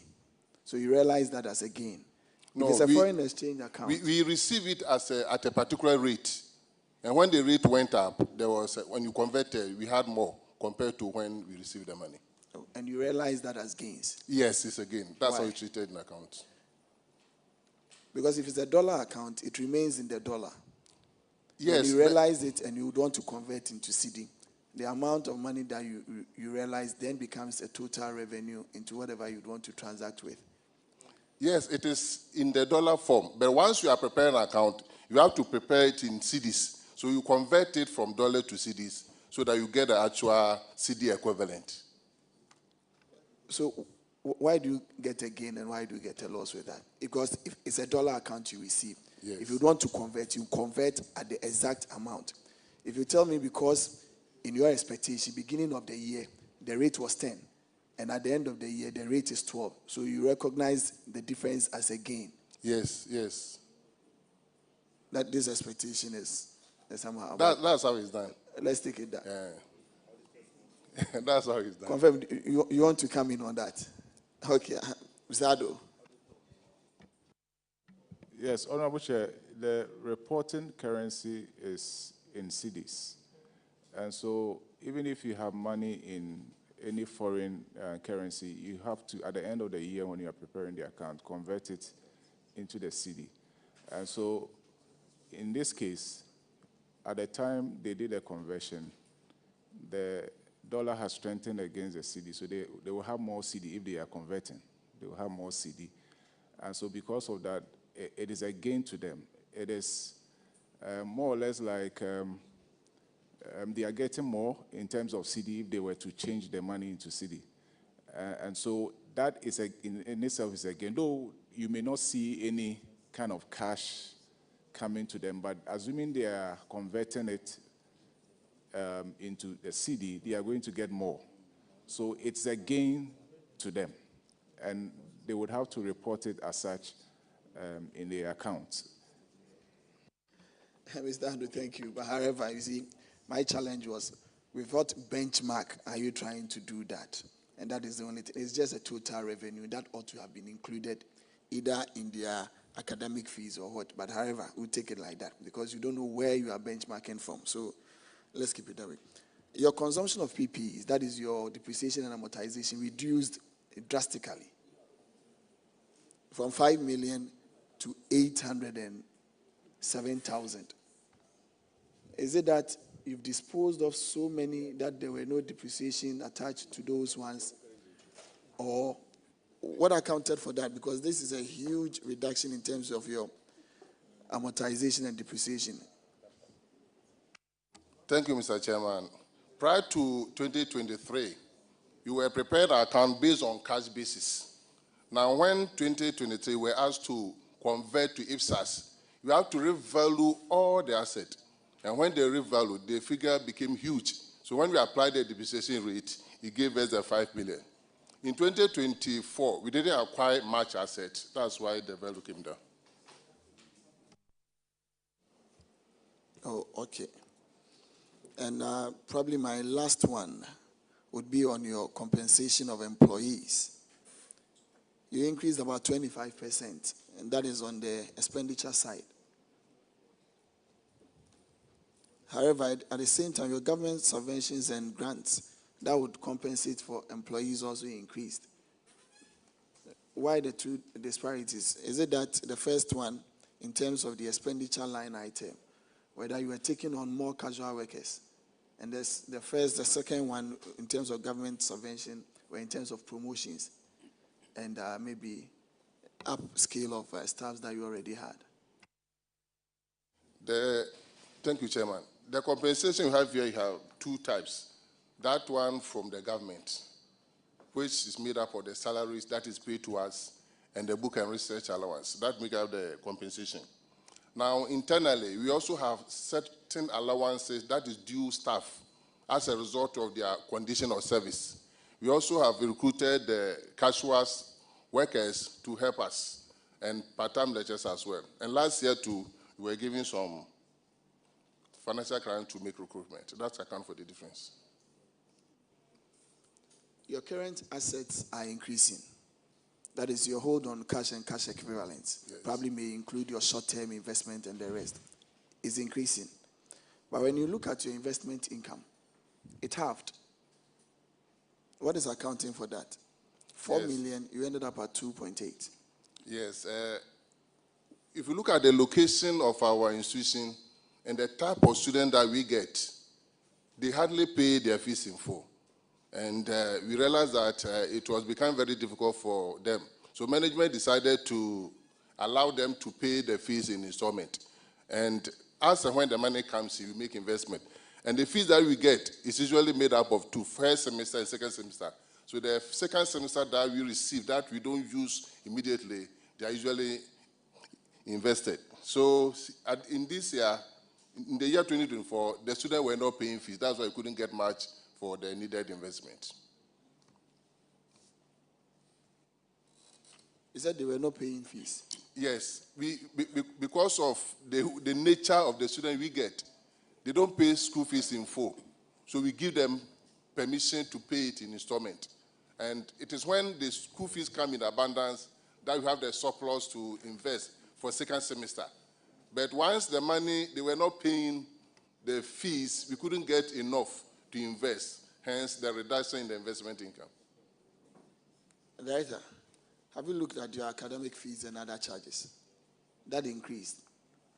Your cash and cash equivalents, your current assets also increased. Yes. Are you telling me they all came at the latter part of the year, such that the investment income for that specific year would have been lower? Or is it that they were not paying? It is possible it came at the end of the year. So investing them will not yield enough returns. But if you give the explanation you are giving, and if you look at these two line items, for me, it will not answer it financially. Because your fees has increased per the statement, 42 to 47. Your cash and cash equivalent, 22 to 27. All of these are increments. So in any way, wherever you put them, yes. And your liabilities are also increasing. It means you are not paying them. So it means you are having more cash. And your investment incomes are also reducing. So if you put all of these things together, the answer that you give me would be a bit short of it. I'm telling you nothing but the truth.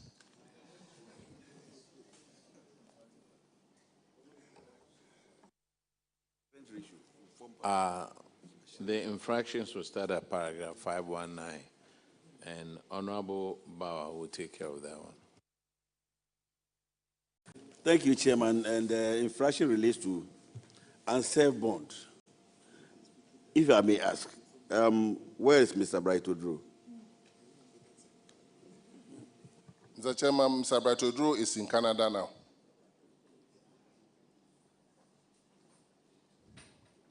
So he takes our money, goes to study, and he remains in Canada? Yes, sir. What steps are you taking to recover the money? Thank you, Mr. Chairman. What we did is that we have the bond form, which is filled by the staff and the guarantors. In fact, when he refused to come, we contacted the guarantors to retrieve the money.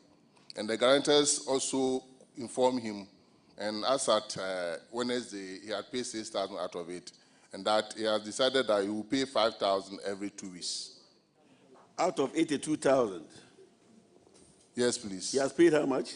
6,000. 6,000? Yes, please. The recommendation of the auditors was that you should take steps, including legal action. This money, if you are taking it from somebody, you'll be paying it with interest. Now, what he's doing is trying to at least prevent other lecturers and also other staff of the university from accessing this facility. Am I right? Yes, please. So you should have, I mean, if you have not abided by the recommendations of the auditors. Auditors say you should take legal action. Have you done that? The school lawyer is in the process of writing to him, but we have already written. So you should take, if you should, coming here, if you had a writ in your hand that you've sued the guarantors and that you are taking back government's money with interest, because we can't take our money, go and study, and then you say you refuse to come, impart knowledge to our people. And then you stay with it there. If you want to stay there, find your own money and go. But you can't take government money, go and pay the agreement, you have to come back and come and teach, then you go back and they say you are not coming back. Thank you, Mr. Chairman. We have 2 guarantors that you have written to, and we have written to them that we are going to put embargo on their salary so that we can retrieve the money. And it is through the process that we got the 6,000. 6,000 is woefully inadequate out of 82,000. And now he wants to pay the money as and how he wants to pay it. I mean, it's not right. It's not right. If he's paying 6,000, when will he finish paying this money? So that at least others too can also benefit from the facility. So you have to take legal action as recommended by the auditors. If you have done that, then we know that we have taken a step to retrieve the money. Yeah, noted. You do that. You do that. Yeah. So, Chairman, we are in your hands. But you see, it's interesting. You come and sit here and you tell us that, noted, you take legal action. Auditors told you that long time ago. Why didn't you take legal action at that time? We were consulted. We wrote to him for him to respond. And then, he was given 1 year. And then he asked for an extension. So after the extension that we realized that he was not coming back. So you wrote letters and then trying to retrieve the monies from. So how would you feel if those of you responsible are made to pay this amount of money instead of going after him? Because to me, you've allowed him just to stay out there and not pay this amount of money. You were advised about legal action and you haven't done it. No, please, we gave him 1 year, and then he requested for an extension. So it was after the extension that we realized there's not coming back, and we started taking the action. And the auditors came and then said we should take legal action against him. So since he has responded that he's going to now pay, I think there's no need for us to do that. So if he's going to pay, yeah, we have to give him payment plan for him to pay accordingly. Does he have a payment plan? Yes. He said that's why he said every 2 weeks he's going to. 5,000. He said every 2 weeks he's going to pay 5,000. And the first one came on Wednesday. I'm sorry. You said, he said every 2 weeks. Every 2 weeks he will pay 5,000. And the first 5,000 came on Wednesday. But sir, he signed a bond that he will come back. Yes. And he didn't come back. Yes. And you still trust his word of mouth So- that he was going to pay 5,000 every 2 weeks? So we decided that since we have two guarantors who guarantee for him, we are going to hold the guarantors who are still working with us. And that's what we have done. Sir, Sir, go after the guarantors. thank you, sir. Go after the guarantors. However, they will squeeze the money out of him. That's none of our problem. But we'll give you 90 days to collect this amount. Thank you very much. Thank you, sir. The next infraction is on paragraph 524. And Honorable Duke Oforiata Amwakwata will take care of it. Thank you, Chair. Management, you have a colleague, Edmond Boedi, who has an infraction. He vacated posts and he received an earned salary to the tune of 9,222. Management, the auditors recommended that you collect the monies, and I'm happy to note that you responded. The university will use its Tier 3 to pay the unearned salaries. Can you tell the committee if you have effected this, if the monies have been collected, and you have made same notice to the auditors, please? Thank you, sir. Yes, we have a Tier 3 for all staff. So at the time of the audit, we responded that we're going to use the Tier 3. So when we contacted the company, they said unless the Edmond Boedi gives his consent, they can't pay the money to us. Fortunately, we are now in contact with Edmond Boedi, and he's saying that he's ready to pay and that we should give him the bank details for him to start the payment. But after the Tier 3 that we wanted to use, the company is saying that unless he gives his consent, they will not give the money to us. Can you tell us how long ago you got into these arrangements or agreements? On Monday, I contacted the officer who signed for him to be validated, and through that, he contacted him in US, and we were able to get this fair arrangement. Mr. Chair, they seem to have an arrangement. I leave it in your hands because they are going to wait on the gentleman to give us the sign-off. We want to know when they will actually effect payments. Yes, sir. Did the auditors know about your arrangement? No, please. Hey. Master, you guys don't look good, though. You were here when we complimented another school. But this one looks like there's no sense of urgency.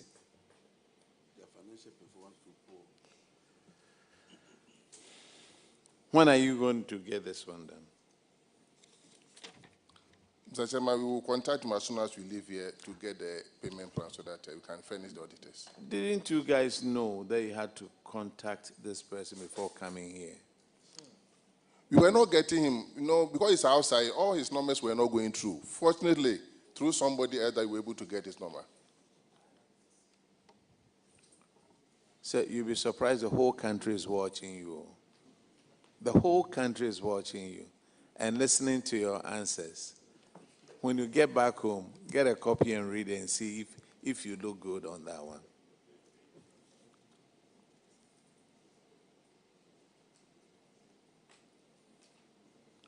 Now, your response was the investor will use his Tier 3 to pay the unearned salary. Have you done that? That's what we wanted to use. We contacted our... No, but that's what you told the auditors. The auditors came there. They asked you about it. You said, we will use his Tier 3 to pay the unearned salaries. Yes. So what you told the auditors, was it just... No, everybody tell them has something. tier 3 with the pension fund. So in a case like this, we fall on them. But they told us that legally, before they can release the money to us, the staff should give consent before. Okay. So we will use that process to force him to write to us so that we can retrieve the money. Sir, I'm giving you 30 days to retrieve this amount. Thank you. If not, whoever is responsible will pay from his or her own pocket. It's just that simple. Thank you, sir. Abansika, we won't let it go like that. The next infraction is on paragraph 529, and Honorable Ahinkwa will take care of that one. Thank you, Chairman. Chairman, this infraction is on delay projects. The auditors noted that 2 contracts were given, 2 separate contracts were given for the construction of lecture theaters, and then an administration block to the tune of 54,522,988. But these projects were behind the completion schedule in 2 years. They were supposed to be completed in 2 years. We are in 2025. And looking at the projects, as I said, you have 2 different projects. One is a BU campus, TTU, BU campus construction of 4-story lecture theater at BU campus, TTU. And the contractor is Stephen Kweja Limited from Axim. And then the contract was awarded in 20 December, on the 20th of December, 2020. When you look at the project status and then payments, nothing has been paid to the contractor. What is the reason?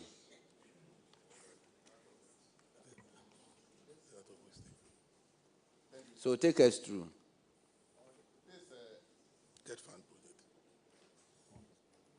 This is a GET Fund project, and the contract was awarded as stated. For the BU one, we have not received any payment. Yet the contractor is still working. For the lecture hall and administration block, the contract sum was 33 million plus. Early this year, we received 4,562,000 as part of the payment for the lecture hall plus admin. So we are still following up at GET Fund to get the payment to complete the project. So, the second project is the construction of a lecture theater and then renovation of an administration block. Yes, please. Some payments have been made. Yes, please. That is 4.5 million. Yeah, 4.5 million. So, which one is that amount catering for? Is it the renovation or the administration block? Partly administration, some of the foundation of the lecture theater. So, what is the status of the renovation work? The renovation work, they've done substantially and we are in it. Left with a small area to complete. So all these are funded by GET Fund? GET Fund, sir. Yes, sir. Okay. So what are you doing? Since you are claiming the payment is, the delay in the payment is the fault of GET Fund, have you taken any practical steps to get the money paid? The Vice Chancellor is following up. Intervention? The Vice Chancellor is following up, and it's always a GET Fund to follow up for the payment. He's here. Yes, I think the contractor is on the 2nd floor of the 4-story. He has not received any payment, but we have sent all the certificate to GET Fund, and I'm following on them for payment. I think you just have to follow up. Yes. Because a contractor who has begun a project, like we are claiming, has done to the 2nd floor and is still continuing without a payment from the funding source, I think it's not good. It's not good. He's a good person. If I were the one, abandoning it would have been an overdue thing to talk about. So let's help him. Thank you. All right, Takoradi Technical University, you are discharged. Thank you. Now let's call Cape Coast, please.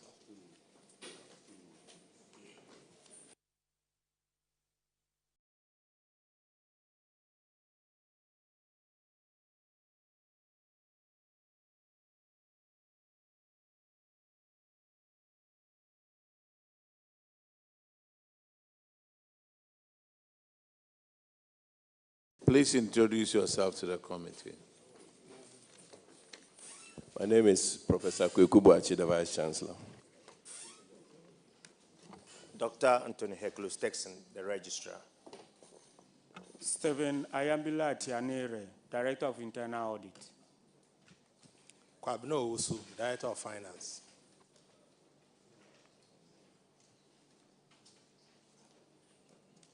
We will start with your financials on paragraph 351.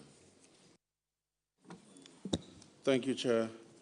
Cape Coast Technical University, we are considering your financial performance and financial position. So for your financial performance, I can see for the years 2023, 2024, there was an improvement over your bottom line, which for 2023, you had reported a deficit of 3.5 million. But then for 2024, there was a surplus of 2,014,137 Ghana cedis. That shows an improvement in performance. But then I just want to understand a few things. With your income, your IGF went up by over 54%. What accounted for that increase in 2024? Chairman, with your leave, I'll defer to the Director of Finance. Thank you, Honorable Chairman. A chunk of the increase came from student fees. Last year, we had approval from Parliament to review our fees. So the review fees came a bit late and had to be charged for 2024-2025 academic year. And that's what brought about that increase. Quite apart from that, we also had some grants from GSDF, which also came to support our revenue base. And then also increase in student enrollment also accounted for that. We had about 1,000 students leaving the previous academic year, and we had about 2,300 coming as first years. So these were the factors which led to the increase in revenue. Thank you. Okay, then for your expenditure, I can see there was some increases in your goods and services. Do you have any explanation for that as well? Thank you, Mr. Chairman. So the increase in the revenue, which actually came from the student numbers, actually also came with some cost. For example, because for examination, printing and stationery and all that, which are related to students teaching and learning, we had to increase. They had to be increased because the numbers had gone up. And so fundamentally, we could see that the examination cost increased about 1.5 million Ghana cedis. And that's where it actually came from.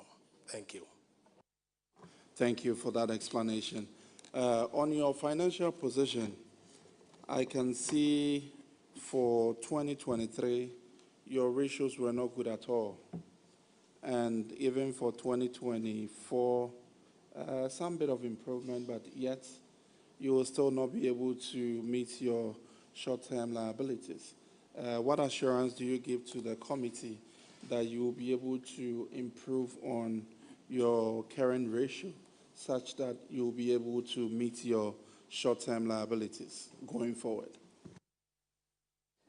Thank you, Mr. Chairman. We are trying our best to actually ensure that we minimize or reduce our liabilities, current liabilities, and then also improve our current assets in terms of our mobilization.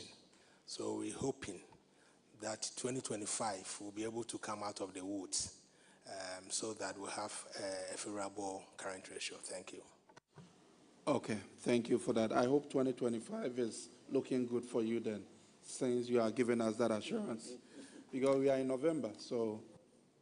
Yes, it's looking good. And we hope we'll be able to cross to the 1+. Thank you. Thank you, Chair. All right, the infraction is on paragraph 360, and Honorable Bauer will take care of that. Thank you, Chairman. And the third infraction is it's a payroll irregularity. 2 members of staff of your school vacated posts in February, or they separated from your institution, but you still pay them for that month, from February to May. The 2 staff earned an earned salary of 130,575.20 Ghana cedis. And the recommendation was that you should recover this money from the affected persons, David Mensah and Patrick Fiati, each 66. David Mensah was 66,337 Ghana cedis, and then Patrick Fiati was 64,238. So the recommendation was that you should collect this money and then pay same to the Auditor General's recovery account. Have you done that?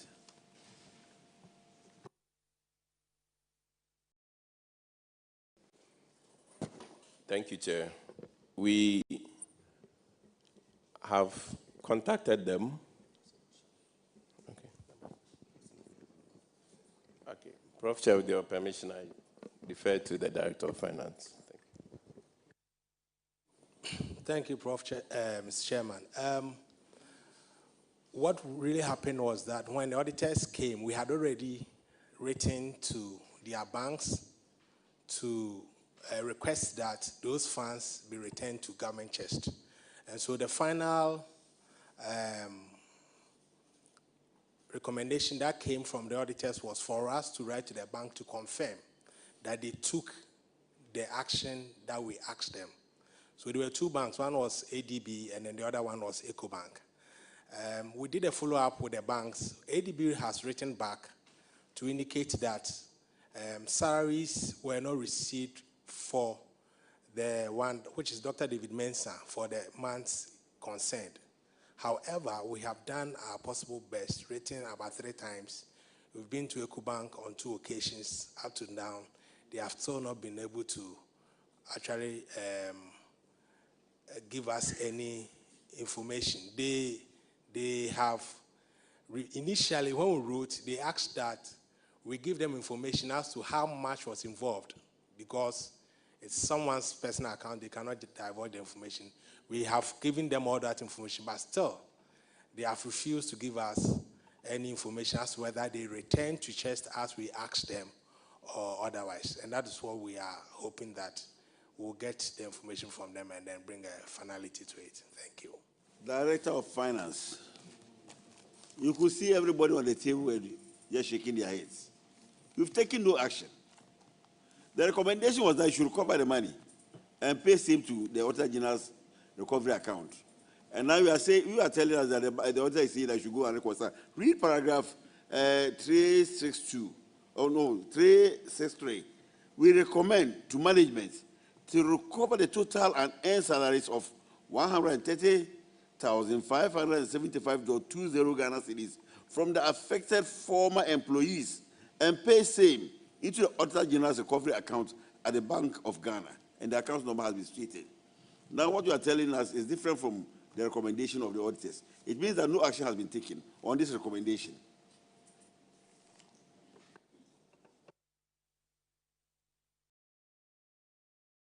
Honorable Chairman, can I, the management letter that was given to us, as I indicated, when the auditors came, we gave them evidence of having written to the bank to ask that the monies be returned to chest. And so at that point, at the exit, the understanding was that we should, and if I'll be permitted, I'll read that portion of the recommendation the auditors made of the management letter, which was given to us. Sir, the management letter, whatever they write in the management letter, they give you, what, 30 days to comply to it? Not so? Yes, we did. When you don't comply to what is in the management letter, what they write later on in the report is different. You are the finance director, right? Yes, yes. I'm sure you have a PFM regulations on your desk. Yes, I do. Okay, and I hope you read it. Because look, the management letter you are going to write, that was between you and the auditors. You didn't comply within 30 days. Who validated these people? Our staff, head of payroll and then the payroll staff. Chair, with your permission, let me read Regulation 92 of the PFM Regulations 2 to them. It says that the principal spending officer of a covered entity shall ensure the immediate stoppage of payment of salary to public servants and notify the Comptroller and Accountant General on the death, conviction and sentence to imprisonment, dismissal, or relief of post, leave without pay, vacation of post, and resignation, or retirement of an employee. It further states that the head of the covered entity shall take the necessary action to retrieve any unearned compensation occasioned by any of the occurrences listed above. So that was why the auditors said you should recover the money. So if you haven't recovered the money until now, Chair, we're in your hands. It's like they didn't take the recommendation of the Auditor General serious. So we're in your hands, whatever you say.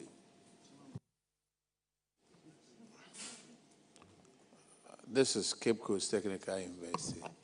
Those people who validated these employees are going to pay the 130,575. I'm giving you 60 days to pay this amount.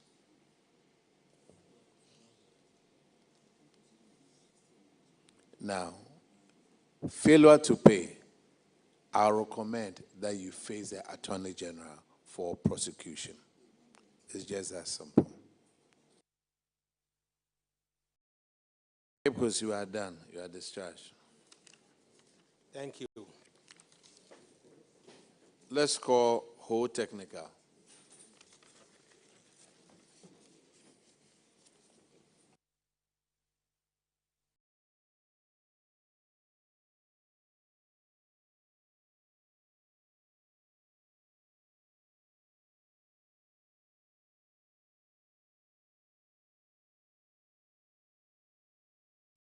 Please introduce yourself to the committee.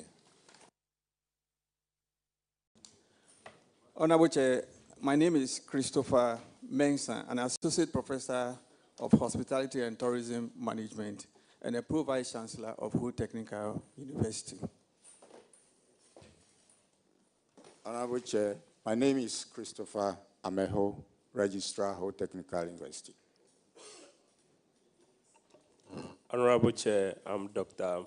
Frank Kulu, Acting Director of Internal Audit, Ho Technical University. Honorable Chair, my name is Augustine Kwame Usu, the Director of Finance. Honorable Chair, my name is Nicholas Kofi Awaga. I'm the Director of Works and Physical Development. All right, thank you. Honorable Abena Oseasare will go through the financials with you.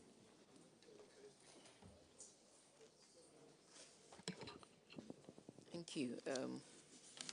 First, want to go straight to your financial position because I have seen some anomaly, if I should put it that way. Your current liabilities It moved from 4.5 million to 17.4 million. Can you share with us what's caused this huge increase and why? Honorable Chair, I will seek your leave to ask the Director of Finance to respond to this question. Honorable Chair, thank you. It moved from 4 to the 17 because in 2024, the academic board decided to defer the reopening from October to January. So at the school fees that we had collected by that time, we needed to defer the income to 2025. So the figure there is 10.49 million. Again, we were holding on to a project funds, which we had not done the activities. So there was also the need to defer that money to the following year where the activities will be carried out. Thank you. Okay, then I think I'm comfortable with that explanation. Thank you, Madam. But I want to find out from you what happened such that your expenditure moved from 98.5 million in 2023 to 135 million in 2024.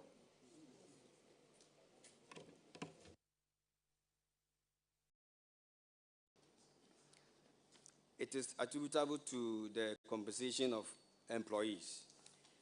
The compensation of employees, we have the statutory government salaries, in addition to the allowances that we pay from IGF. We have the allowances such as the end of service benefit, online teaching allowance support, board and committee allowances, which are all paid, and it's added to as part of the compensation for employees. So that's how come the figure increased. Again, in 2024, we had an increase in the number of students. 2023, we had about 5,000 students. It increased to 7,000 in 2024.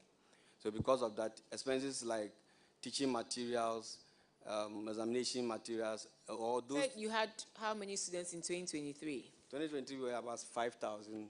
And then 2024? It will increase to 7,001. It increased to 7,000. Yes, please, Madam. 7,000, an additional 2,000. What's the percentage? It's just your student population increased by 2,000. Yes, please. But your 2,000 students, yeah. When there were 5,000 students, yes. Your goods and services was 12.1 million. Yes, please. And then they increased to 7,000 students. Yes, please. And it jumped to 22.3 million. Yes. It can also be attributed to the general inflation level that we had in 2024 too. So it's not only the... Give me the breakdown of your goods and services. With your permission, can I take my... Yes, please.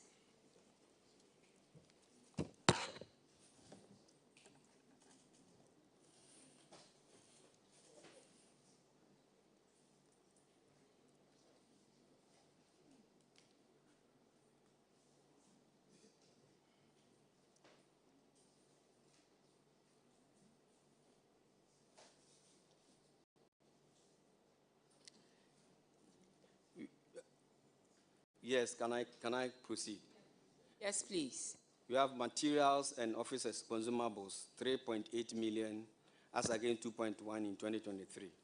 Utilities, we have 3 million, as against 1.7 in 2023. Then rental and leases, 547,000, as against 532 in 2023. Travel and transport, we have 4.3 million, compared to 2.5 in 2023. Then repair and maintenance, 2.4 against 1 million in 2023. Training and seminar conferences, 1.7 to 906,000 in 2023. Then special services, which has another breakdown, 5.1 to 2.7 million. So you mentioned all that. So where did the inflation hit such that you saw your goods and services with 5,000 students move from 12 million to 22.3 million? Madam, I've attributed it to two things. One, because of the numbers, certain figures also changed. Certain expenses went up. Then the general inflation level too has influence on all the expenditure that we Yes, the general inflation level in 2022, it was around 54.7. In 2024, it came down to 23%. So when you tell me the general inflation level, respectfully, where? I just want to know where. Because you see, you're telling us that your student population went up by 2,000. And that 2,000 with all the other equally important things that you needed to purchase for the rise in the student numbers, saw your goods and services increasing by an additional 10 million. Yes. But then when you mentioned the items, you check your transport, you check your training and you mentioned training and something. You see the huge difference. Yes. So I'm asking you, when inflation was 54%, and it was coming down in 2023, you did 12.1 million. And then in 2024, when it was around 23%, it rather went up. That's an inverse relationship. Madam, the average for the year is what maybe you are talking about. But you started on a very high note at the beginning of the year. Share it with me. In January 2024, what was the rate? Please, madam, I don't have the figures. Sorry. You don't have the figures yet. Yes. You are using that as your analogy for increasing your goods and services from 12 million to 22 million. Madam, it's not only about the inflation, but I've also said that the student numbers went up. The students' numbers went up by an additional 2,000. Yes. And going up by 2,000 shouldn't warrant an almost 100% increase in your goods and services. Madam, when you check the utilities too, it is also increased from 1.7 to 3 million with our utilities bill. And your transport also went up. So, when you sit here and you tell us it's inflation, when you yourself now admit that your utilities went up from 1 point something to 3 million, and then your transportation went up from 1 point something to another 3 million. So when you make that analogy, don't try and come and play politics here. Madam, you speak to the facts. Yes. And what I'm saying is that your student numbers went up by 2,000. Yep. Your goods and services has gone up by an additional 10 million. And you said it's inflation. And I'm saying that when I compare 2023 inflation to 2024 inflation, the numbers came down substantially from 2023. And in 2023, where it was even up, you did 12 million with 5,000 students. And it's gone up to 7,000 students, I understand. But the rate at which your goods and services has increased, it far outweighs, one, the number of students, and the rate of inflation you claim was the cause of this. Today, you think you can explain it away. Inflation is 8%. Next year you come, you say inflation again, the whole world will be watching you.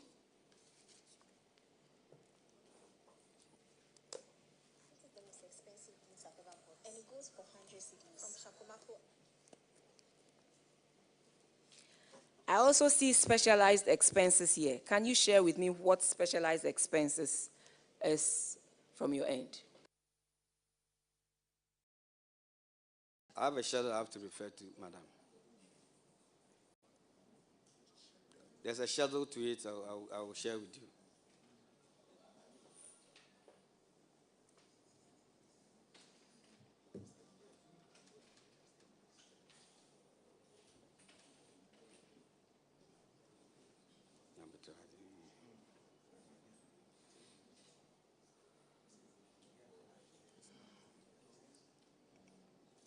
Madam, with your permission, can I mention them? Yes, please. We have sports, recreation, and cultural materials, 43,000.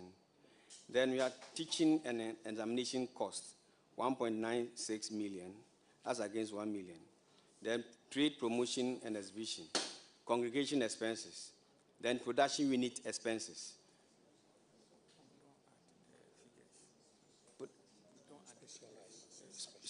Yes, specialized. Your specialized expenses, as I see in this account, is 834,000. Auditors, can you confirm? Is that, that is what you have here as specialized accounts? But the breakdown you have given me is way above that. Yes, Honorable Chair, it is exactly as is indicated in the report. I think maybe he's mentioning from a different note, because what we have here, the details are here. You have insurance and compensation, 145,000. You have professional fees, 67,000. Court expenses, 74,000. Awards and rewards, 4,632. Donations, 40,567. Contributions, 80,822. Special operations, 331,857. And scholarship and bursaries, 88,545. So when you put all together, you get 834,000. Thank you very much. So can you speak to that? What you gave to the auditors, based on that, they use it to prepare your financial performance. So if you can speak to that one and break it down, I have a few questions on that one. Madam, sorry, I was reading from special services. I'm sorry.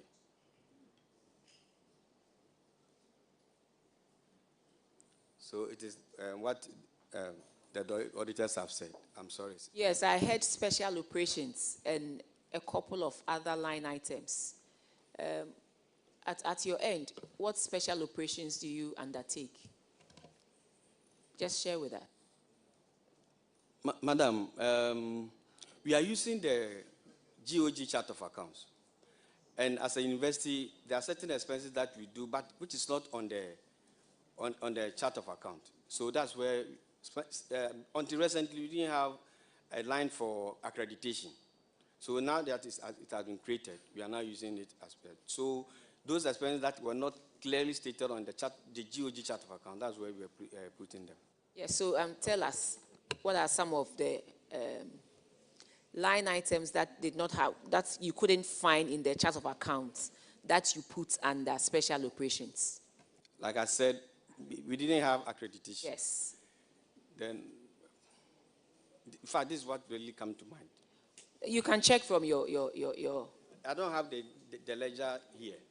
Oh, but respectfully, you are coming to speak to your performance, financial position, and financial performance. And so if you tell me you don't have what fed into the numbers that we have here, that shouldn't be. Honorable, please, the ledger that contains the various items, that is what I don't have. I will have the prepared account and not the ledger.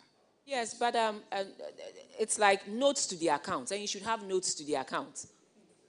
The note is here.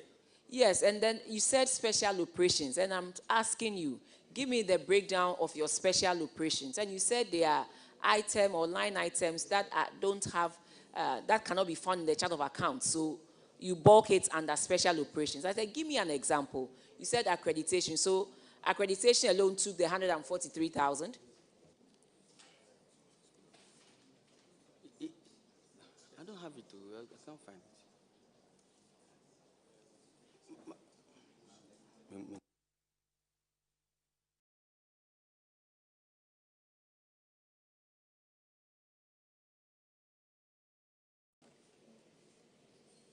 Prof, please, can you tell us something?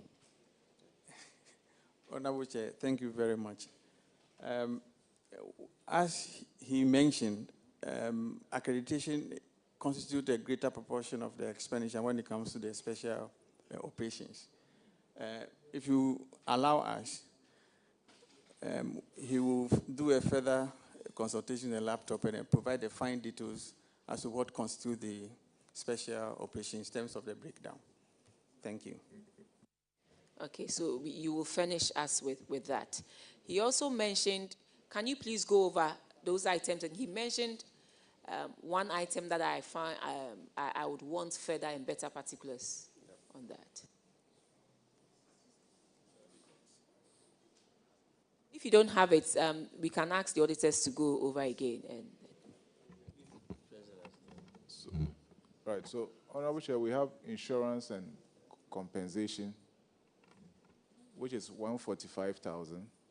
Yes, Okay. that was my concern, insurance and compensation. I thought compensation already had a line item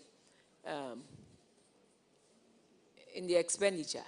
And so why do you put compensation again under specialized expenses? What kind of compensation is this? Please, madam, the chart of accounts has that account head item. But what is actually there is for the insurance on our transport, insurance for the students when we admit them, we do insurance for them. All these things put together constitute the insurance. So it's not compensation for employees as in salaries, no. Thank you.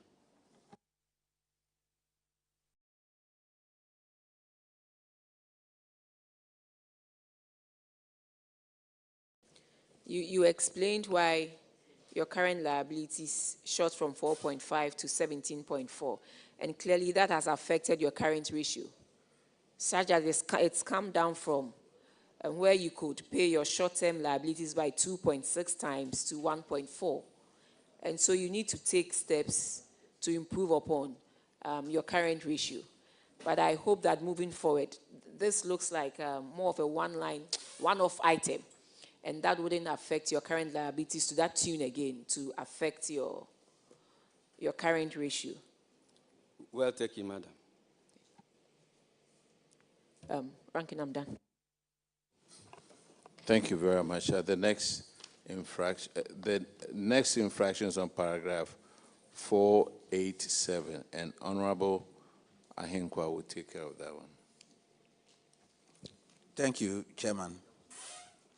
Chairman, this infraction is on overdue national health insurance claims to a tune of 148,000 Ghana cedis.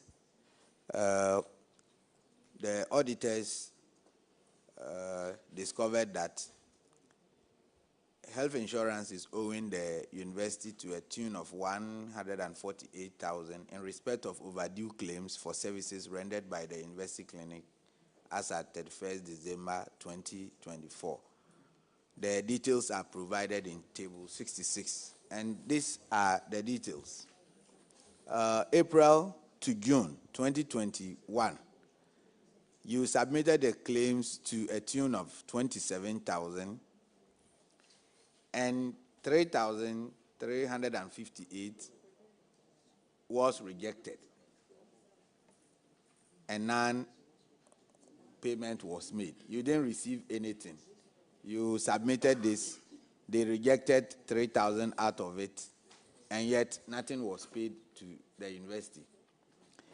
Then in June 2023, you submitted claims of 153,106. You received 104,000 out of that. 6,000 plus was also rejected. Then January to December 2024, you submitted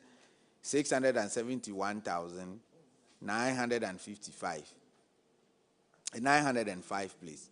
And then 550,000 was paid with the rejected claims of 38,000. My concern here, I will come to the non-payments. My concern here, I've observed a trend. The rejected claims are doubling to a point that the last one, it is even 6 times the initial claim that was rejected. What is not being done properly that is contributing to this increase in the rejection of claims? Because that comes to affect the operation of the facility. So what is the cause of this trend, this worrying trend? Thank you, Honorable Chair. The claims officer who was doing it needed some training, because we also recognize that, I say the claims officer, the person who was working on the claims to National Health Insurance, we realized that there were some gaps. So as we speak now, we have trained him and employed another person to assist him. Two, we also realized that we needed to have a committee which will also vet or quality control whatever we are sending to National Health Insurance. So I can promise you that when these things were done, the rejection rate for 2025 as we speak has gone down. We knew it, we realized it was a gap which needed to be resolved, and we have taken steps to improve on the internal control systems and also improve on the processes that it goes through before we send the bills to National Health Insurance. Because of that, in 2025, the rejection rate has gone down considerably. The next time when you come here, we will see a different trend. Yes, please. Are you assuring the committee? Yes, please. And if otherwise happens, what should we do? Because the good thing is happening, otherwise will not happen. I hope you are not telling us this to leave you off the hook. Oh, no, please. Are you sure? It's something that management realized, and we have worked on it. And the claims have also jumped. Is it also the inefficiency of your officer, as you said? No, actually, our outpatient numbers have gone up. So we are getting more patients now. The statistics are there to show. That is why the claims have gone up. And that is the more reason why we needed to strengthen that processes to ensure that we get maximum from health insurance, please. I have an outstanding of 148,000 to claim from the Health Insurance Authority, isn't it? Please, it has been cleared now. And it has been cleared? Yes, please. And okay. I have a bank statement to show that. Auditors.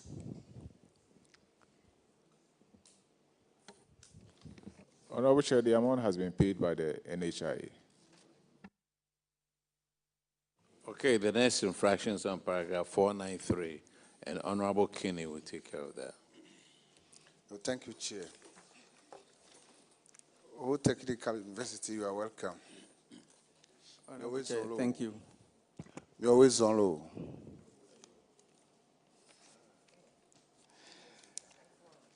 Therefore, Mr. Chair, this has to do with delayed projects. 4 construction projects had been delayed excessively beyond their expected completion dates. The Auditor General noted that the Central Tender Review Committee of the Ministry of Finance, in a letter dated 29th November 2024, reviewed and revised the contract sums of the projects to reflect the then current conditions in the country. However, no contractor had moved to site to continue with the project as at then. The Auditor General then recommended to management to intensify engagement with the contractors to move back to the various sites and resume work on these construction projects. Mr. Chairman, the projects are as follows. Construction of 5-story, 20-unit, 3-bedroom, self-contained staff flats. Construction of 2-story rector residence. Construction of 5-story central classroom block for School of Arts and Design. Construction of proposed classroom complex at Ho Technical University.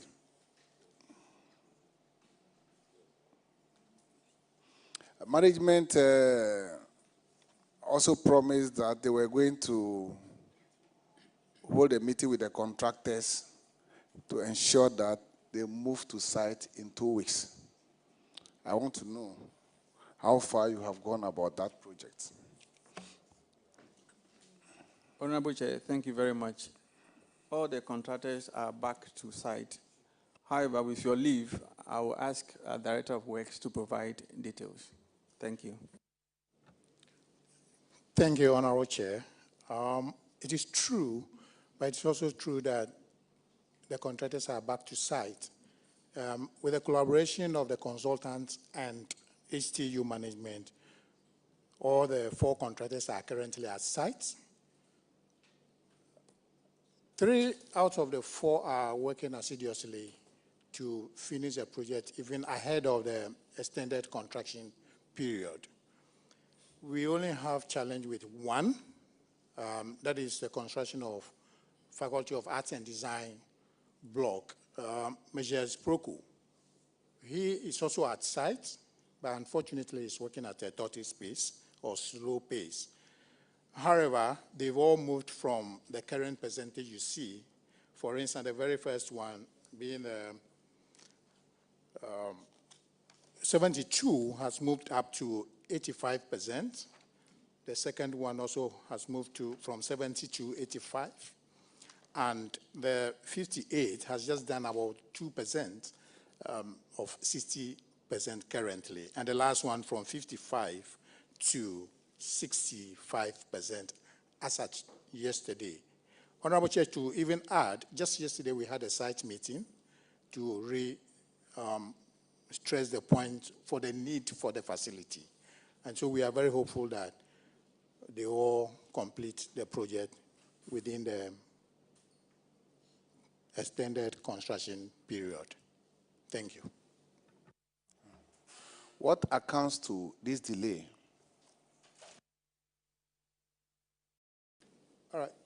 Thank you, Prof. Chair. There were 2 major factors. The first had to do with a delay in payment or honoring payment submitted to get funds in early days of the project. The second has to do with, as a result of the delay, there was a need for review of rates because the initial contract sum could not withstand the inflation or the fluctuation rates. So hence, there was a need for the review. Fortunately, it was done late last year, and hence the contractors agreed and mobilized back to site. And so they are currently at site, sir. With delay in payment, have you been able to liaise with GetFund to push for payments? Honorable Chair, yes. And as we speak, all the arrears on the pending certificate have been cleared. And that is how come. And also the rates had been reviewed by Central Tender Review Board or Committee. And so all the hurdles are cleared. We only hope that when the certificate is submitted, hopefully in the next couple of weeks, GetFund will honor and the contractors will continue to work without any break so that we'll work within the construction period, sir. When do you think these projects will be finished? Thank you, Honorable Chair. All things being equal, centenary parables, we should finish by June 30th, 2026. I say so because if they submit a certificate and it's not honored, we may. All right. Thank you, Honorable Chair. So hopefully next year, 30th June 2026. But we are also hopeful that some may finish even before that, sir. Even before close of year, like Measure DFS, sir. Mr. Chairman, over to you, sir. Hope went to Nigeria. She hasn't come back. The next infraction is on paragraph 498. And Honorable Frankie Eboy will take care of that one. Thank you, Mr. Chairman. It has to do with double receipt of salary. Double receipt of salary. And whole technical university. This one, it borders on integrity. So I want you to listen very carefully. One Dr. George T. Banji was employed by University of Health and Allied Sciences in November 2016 as assistant librarian. Then, the term of your leave, I want to read a clause in his employment contract. It says, the appointment is full-time. Any additional occupation or employment outside the university can be accepted only with the prior permission of the Vice-Chancellor acting on behalf of the Council. So with this in mind, Dr. George Banji went ahead and took another appointment at Ho Technical University as Senior Assistant Librarian. So the reason he gave to University of Health and Allied Sciences was that he was attending to pressing family issues. So while he was collecting salary at University of Health and Allied Sciences, he was again collecting salary at Ho Technical University. So the whole salary he collected amounted to 90,873. So the auditors recommended that you should take steps to recover the said amount from Dr. Banji and pay same into the Auditor General's recovery account at the Bank of Ghana. Before I ask you what the current status of the issue, I want you to walk us through what actually happened so that Ghanaians will know what actually happened. Thank you.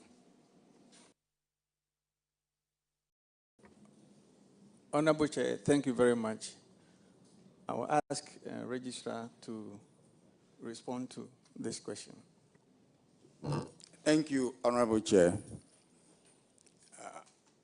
Dr. Banji applied for an appointment or for employment at Ho Technical University together with all others when the university was granted clearance. He was interviewed and appointed. He accepted the appointment and assumed duty. During the interview, what we knew was that he was on leave of absence from the other institution, UHAS, which for us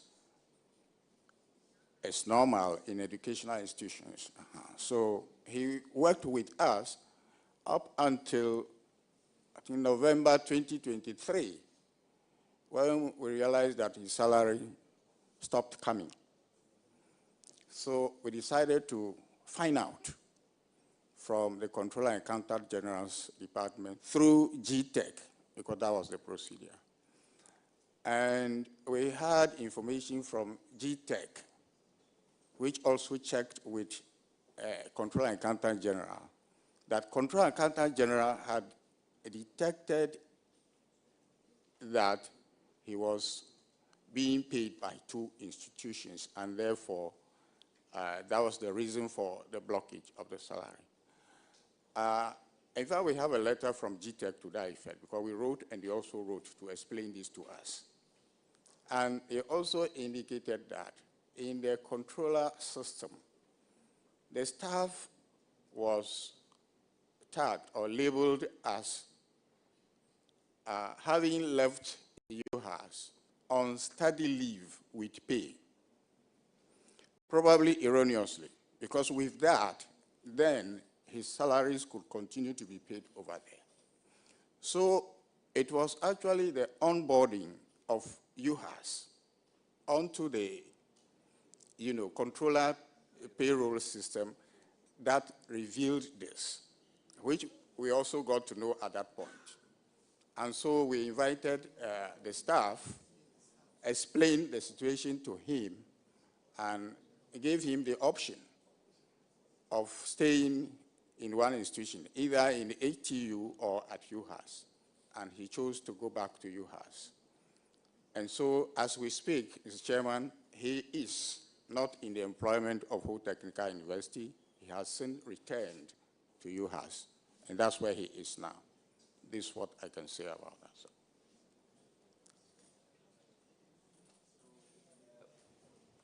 Doc or Prof, I don't know whether. So, when you interviewed him, did you do any due diligence in respect of his leave of absence and the conditions attached? Honorable Chair, his appointment came at a time when we had a deadline to meet for the clearances. So what we did for all that batch was to let them go through whilst we do the checks. And so we did the checks, all right, after all of this. But his name had gone into the payroll system already. And it was only when this issue came up, from GTEC that we got to know what exactly was happening. Okay, now that you've attempted to explain that no due diligence was done, let me ask you whether or not you'll be able to recover the full amount of 90,873 Ghana cedi from Dr. Banji. Okay. I'll yield to the Director of Finance to give us the details on that. Mr. Chairman, Controller has recovered 5 months from his salary at source. I've furnished the auditors with the payroll, his pay slip for April 2025 for further reconciliation. So from the payroll, 5 months of the salaries have been withheld. Thank you. Okay, so auditors, can you confirm, please? Yes, Honorable Chair, we can confirm that 5 months' salary has been deducted at source. Who Technical University, is it the case that have a plan, like a repayment plan in place to collect the remaining amount or what? Honorable Chair, after the reconciliation with the audit service, the external auditors, you write back to him and demand immediate payment of the balance. Thank you. We have no agreement with controller yet in respect of monthly deduction from his salary at source. Honorable Chair, because it's no longer on our payroll or not in our employment, we can only rely on UHAS or he himself to pay the balance. Thank you. And I will yield to your advice. Thank you. It looks like, auditors, it looks like controller is dealing with him, right?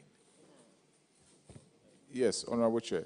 And the figure so far deducted is 69,976. Okay, they're very encouraging. So it means controller will take care of him. Okay. Okay, whole technical. I guess that is it for you. You are discharged. Honorable Chair, thank you very much. Let's call Kumasi.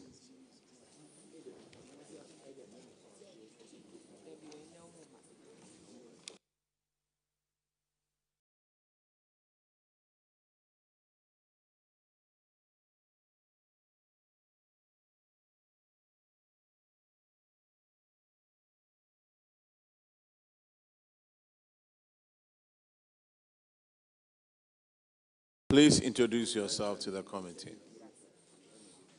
Honorable Chair, good afternoon. My name is Professor Gabriel Jumo, the Vice Chancellor. Thank you. Honorable Chair, my name is Isaac Usu-Ansan, the Director of Finance.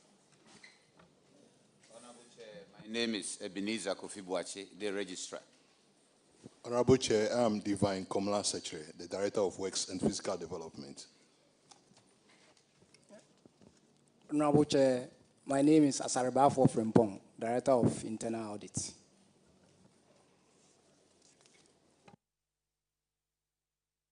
Honorable Abner Sayasar will take you through your financials.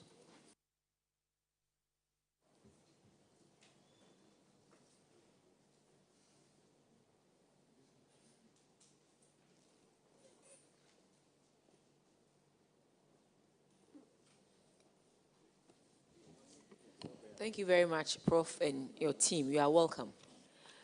Prof, we noticed that in 2023, there was a huge deficit of 16.6 million Ghana cedis. Can you tell us what caused this huge deficit? Thank you, Honorable Chair. With your permission, I would like to defer this to the Director of Finance to assist. Thank you, Honorable Chair. I think that the deficit was as a result of a treatment of a provision for separation allowance. When we adopted IPSAS, we had to make full provision for all staff as if in the coming year they will be going on retirement. So we made full provision that accounted for about 13 million. Besides that, we didn't do that well in terms of even revenue mobilization.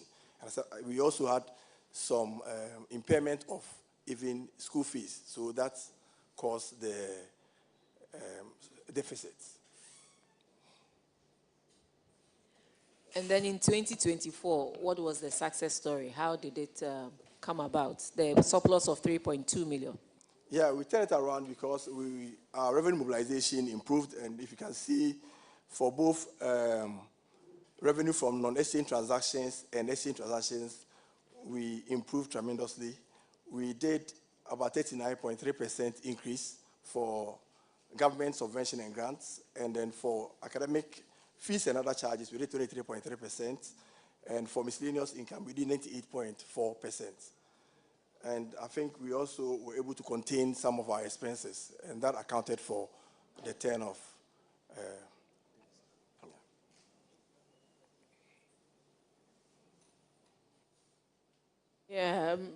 Well, yes, but your compensation shot up by 30 million.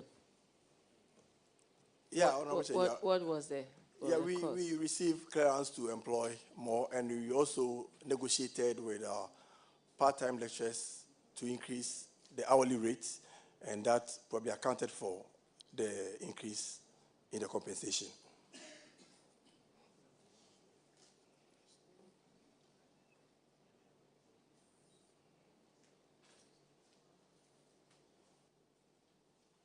I think your financial position also improved. Yes, from 2023 to 2024. You now are able to cover your short-term liabilities by almost 3 times compared to once in 2023.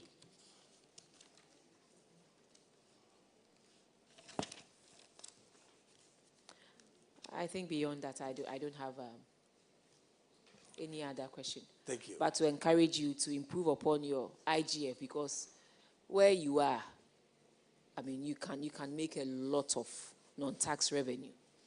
You can come up with interesting programs that will encourage more people to come on board, and you can make more money. So Kumasi is Kumasi. So we want you to work on your IGF and make sure you rake in more revenue in that regard. And as much as possible, have a downward trend when it comes to your expenditure. I'm not saying don't increase it, but then when you are increasing it, you must increase it in measures that will help you to continue to make some surplus for the university, and also try and maintain your current ratio or improve upon it. That's what I have for Kumasi. Very well noted. Thank you. All right, your infraction starts from paragraph 302, and Honorable Hotoje will take care of that. Thank you, Mr. Chairman. Mr. Chairman, this has to do with an end salary to the tune of 321,311 Ghana cedis. The auditors have realized in your books that one Hamidou Mahmoudou was granted a scholarship by the Scholarship and Staff Development Committee of your university to pursue a 4-year degree program in computer science and technology in Wuhan University in China. One of the conditions attached to this scholarship is that Mr. Hamidou should complete a decent form, a bond form, and submit same to the Kumasi Technical University before his departure. He never did that. He left. Management traced him to get this thing done. It was never done. But at the end of it all, whilst away, he was able to take a salary. He was able to take salaries and allowances to the tune of 321,311 Ghana cedis. Despite the fact that he was away. That was from January 2022 to June 2024. The auditors are recommended that he be made to pay the money in full into the Auditor General's Recoveries accounts at the Bank of Ghana with account number 1018331 470015. What effort have you made to ensure that he pay that money? Honorable Chair, thank you very much. We have contacted Mahmoud severally to get him paid the money. Since he's not coming up, we have reported the issue to Yoko, and we are liaising with Yoko to get the money paid. But my registrar, Honorable Chair, with your leave, can provide further details on that. Just to let you know, our second deputy speaker is here with us. Yes, thank you. Minister.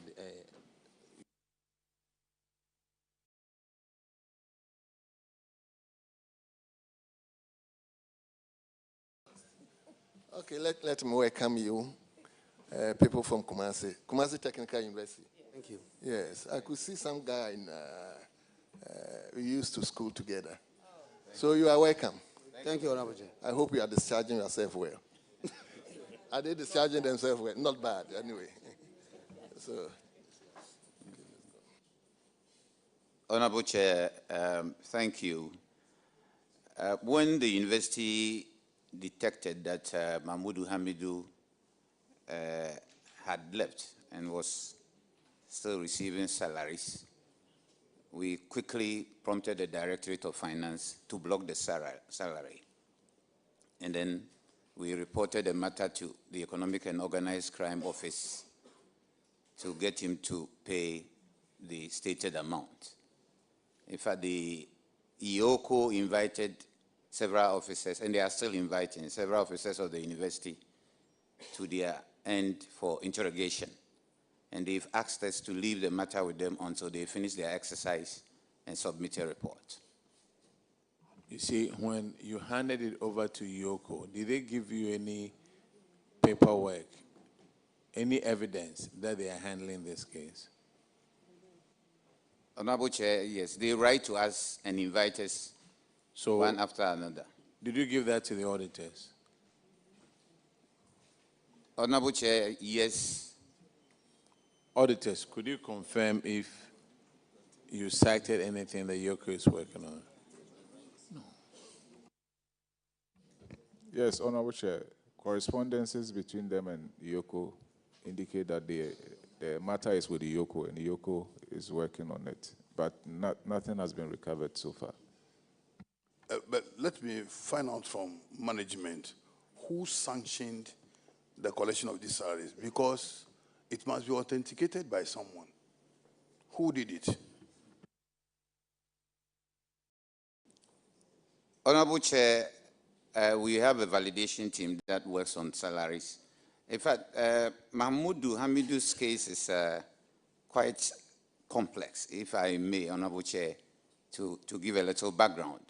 This is an electrical engineering lecturer, highly skilled practically, and in late 2019, CTVET requested that we second him for him to lead a government project to mentor second cycle TVET institutions whilst they work on a certain policy. Mahmoud was seconded to CTVET. In fact, he led a Ghana team for World Skills competition on 3 occasions, and it was a very positive report, and the university was proud of him. In fact, when his secondment ended, he returned to the university in January 2022. Everybody saw him physically. But 3 months prior to his return, he had applied for PhD sponsorship to pursue the program in China. And the Scholarships and Staff Development Committee approved. So when he returned, the officers in charge of the bonding regime contacted him to complete the bond form before the letter of sponsorship is given him. Actually, the letter of sponsorship was never given him. He was around on campus, and our internal audit does monthly head counts at the departments, and nothing showed that he had left the country at a point until management got to know it. And then we took action and the matter went to Yoko. In fact, if we've tried to contact Mahmoud physically, but we are not getting him. Yoko is working on it. If you check his Facebook wall, you actually see him working in China in a university. Yet, Yoko says we should wait for them to finish their exercise. Thank you.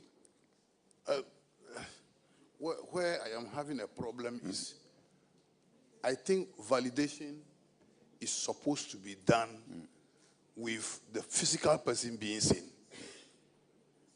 So how come that his mere presence on the campus could convince someone to validate his salary to take for this number of months?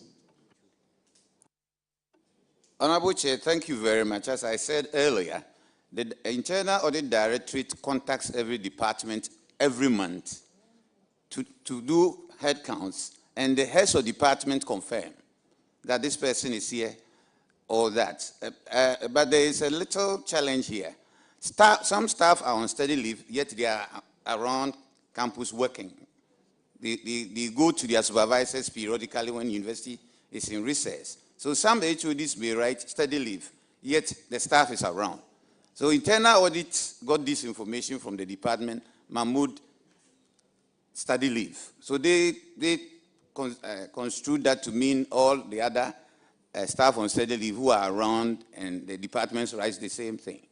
And until we detected that he was absent. Mr. Registrar, Mahmoud's case is different from the one. Yes, Mahmoud was supposed to meet a bond condition he never met. So if you should see that person hanging around, that should not satisfy you that the person is around, so you validate the person. Because you knew the person refused to do something. And you have also decided not to issue out the study leave letter also. Is that not it? Yes, Honorable Chair, the study leave letter contains the conditions of the study leave, including certain payments besides salaries. So until one completes the bond form, the leave doesn't become effective. But we've had history of some staff who would be granted study leave, all right, but they wouldn't go. They will still be working in Ghana. They will be working in the university. That is to say, they wouldn't take advantage of the opportunity. So you would definitely see Mahmoud as one of those if you see him around. I wouldn't see Mahmoud as one of those. Maybe those people, they listen to your conditions, and maybe they abide by the condition. But Mahmoud refused. He categorically refused to do it. So that person should become a special piece before you. Honorable Chair, thank you. That is the case. That is how come the matter was referred to Yoko. It's a special case.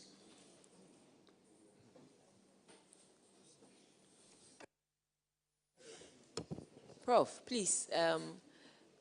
This is, I think, the 6th or the 7th time that we are talking about people not filling the bond form. Is it a complex thing to complete? How is it like? And what are the requirements to help you fulfill? I think the complexity has to do with getting guarantors to guarantee. And guarantors these days are not willing to guarantee for people, knowing that if they are not careful, they may also put them into trouble. So that's the main reason why sometimes you find it very difficult getting people to guarantee for others. So the catch is the guarantors. The Getting guarantors is the problem here. The guarantors are very, very smart. So the amount, what has happened to it, the refund? Honorable Chair, at the moment the issue is Uyoko, and Uyoko has directed us to, they are saying that we should leave it to them for them to work on it, and then they will get back to us.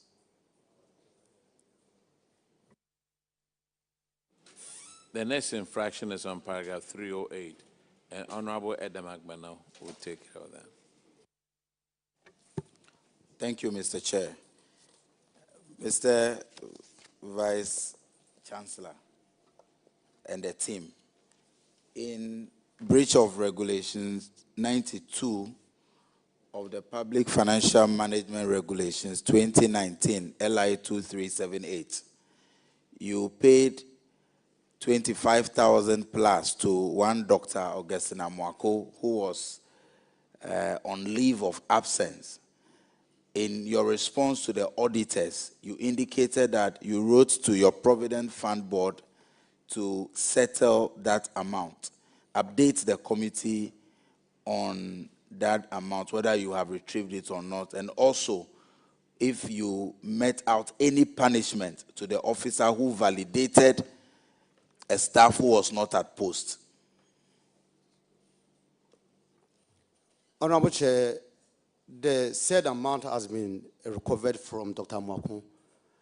He paid initially little over 21,000, and then the balance has been paid. Thank you. Mr. Chairman, the second leg of my question, I asked if you took any steps to punish the person who validated him when he was not at post. I think that the person who validated him didn't make a mistake this instance, because it was just for a month. He put it in the system, and sometimes controller will not act on it. But we immediately wrote to the bank to even hold on to his salary. Unfortunately for us, the bank didn't do it, and we have duly recovered the amount. Yeah. All right, the next infraction is on paragraph 313, and Honorable Ahinkwa will take care of that one. Thank you, Chairman. Chairman, this infraction is on payment of ineligible allowances to staff on steady leave, amounting to 48,279. Chairman, the auditors noted that 3 staff of the university were granted steady leave to pursue various programs at different universities abroad. However, these officers were wrongfully paid salary-related allowances totaling 48,279 as though they were actively at post. The details are captured here. We know that when people are granted steady leave abroad to study, as you are saying throughout, it is stated in the study leave letter that certain allowances that are attached to the salary will not be paid. So we know very well that these 3 people are on steady leave. And then those allowances that are attached to the salary, which they were not supposed to take, were still being paid to them to this huge tune. And if you look at it, the whole of January 2023 to December 2024, you pay these monies to them. One, Mr. Idrisu Kasum, he is studying at the University of Auckland, New Zealand. You paid him 16,601, yet he has not returned. Mr. Jason Kobina Aku, University of Electronic Science and Technology, China.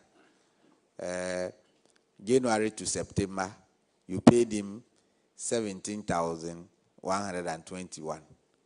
Then Mrs. Elizabeth Wabuatin Kumsin. What's our? The amount was 27,000. Where? Yes, car allowances. I've not even mentioned all of them. So, if you look at the total, these are huge sums. Why? You see, these things keeps on repeating. You validate them, things that you are supposed to do, you ignore them. And yet you come before the committee trying to explain to us to understand. If you were medical doctors, this negligence could have led to the loss of somebody's life. And if the person died, can you revive the person? So what has happened? What has happened? And what led to this? Let us know. Honorable Chair, the said staff, we have recovered, for some of them, we have recovered the money. Others, they have also made part payments. But I will defer to the Director of Finance to give further details with your leave. Yeah, thank you, Honorable Chair. Mrs. Elizabeth Wakumsen, who earned 4,122 Ghana cedis, are fully paid, and same has been paid to the Auditor General's account. Dr. J.C. Kwabnaku, 27,556, is contesting part of the amount because a portion of it was an error on the part of the auditors because we came back from China during the COVID and he couldn't go and he was still here working. So part of the amount they stated was actually earned. I've brought a dossier that I will share with the auditors. But he has refunded 14,728 Ghana cedis, which I'm going to send to the Auditor General. The good thing is that they've been paid their book and research, and I'm holding on to it until this issue is fully resolved. I'm not going to pay, so I'm going to recover all the amount from their book and research. The same applies to Kasim Idrisu. He has returned. He wrote to contest, and I've told him I'm not giving the book and research until I fully resolve the issue with him and report the same to the external auditors. Thank you. These allowances, are they part of the salary, or do they pay from controller, or you pay them from your own source? They are paid from controller. Okay. The question that I would want to ask is this. You've told us a story here, but when the auditors came there, you said they had written letters to the 3 affected staff to refund the ineligible allowances. What you told us now, were you aware of it when the auditors came? I think it was the auditors who actually found the infraction. It was part of their observation. Okay. Yeah. So, did you give that information that you told us that they have refunded? At that time, had they refunded any of these? No. Okay. All right. Let's move on to the next infractions on paragraph 318, and Honorable Paytu will take care of them. Thank you, Chair. The report here indicated that the auditors cited these negligence of the parcels of land that you do not have titles to it. And it's at a prime area in Kumasi Metropolis. They were saying is in 5 locations. For the avoidance of doubt, I don't want to mention the locations, because if you don't take time, somebody will just go and pick it, and then it will become a battering at the court. But you know what I'm talking about it. And so now you do not have a valid title document to the land. In fact, when they did the estimate, they had over 12 million Ghana cedis. So you were brought here to come and explain why till now those areas that belongs to Kumasi Technical Universities, a total land of 17.78 acres, you've not been able to register them and have a valid title to the land. So you can walk us through. Honorable Chair, thank you very much. For some of them, we have obtained the list that the list is here. We can show to the auditors, and others they are at various stages of obtaining the title or the list. But I'll ask my director of works to give further and better particulars about that, with your permission.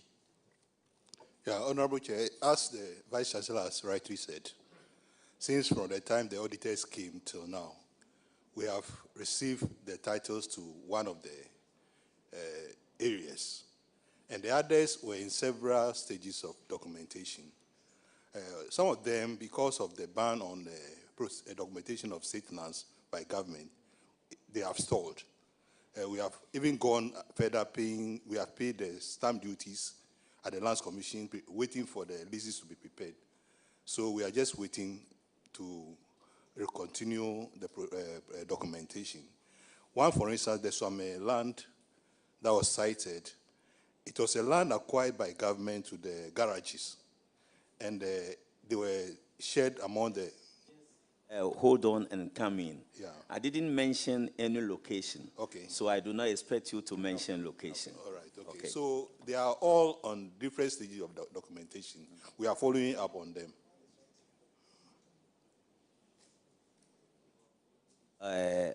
Okay.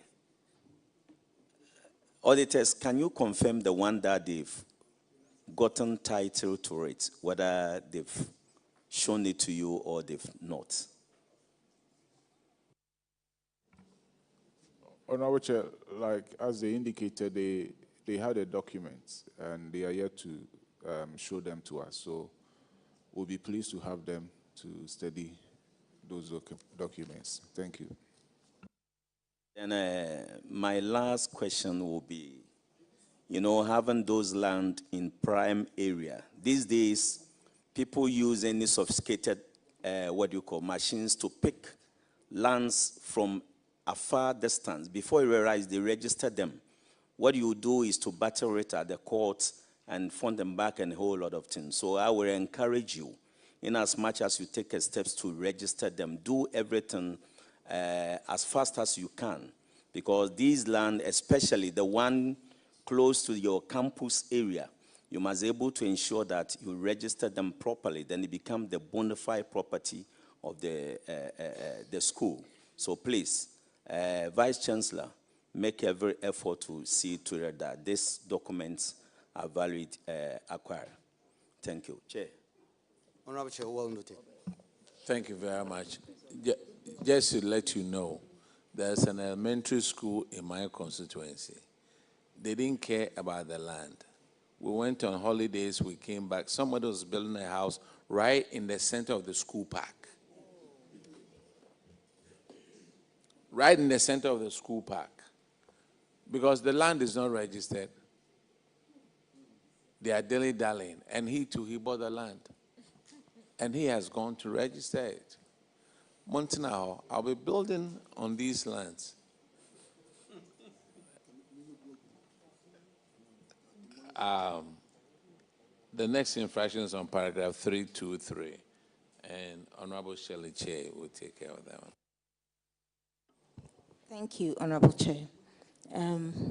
Kumasi Technical University, you gave scholarships to 17 members of your school to pursue various academic programs.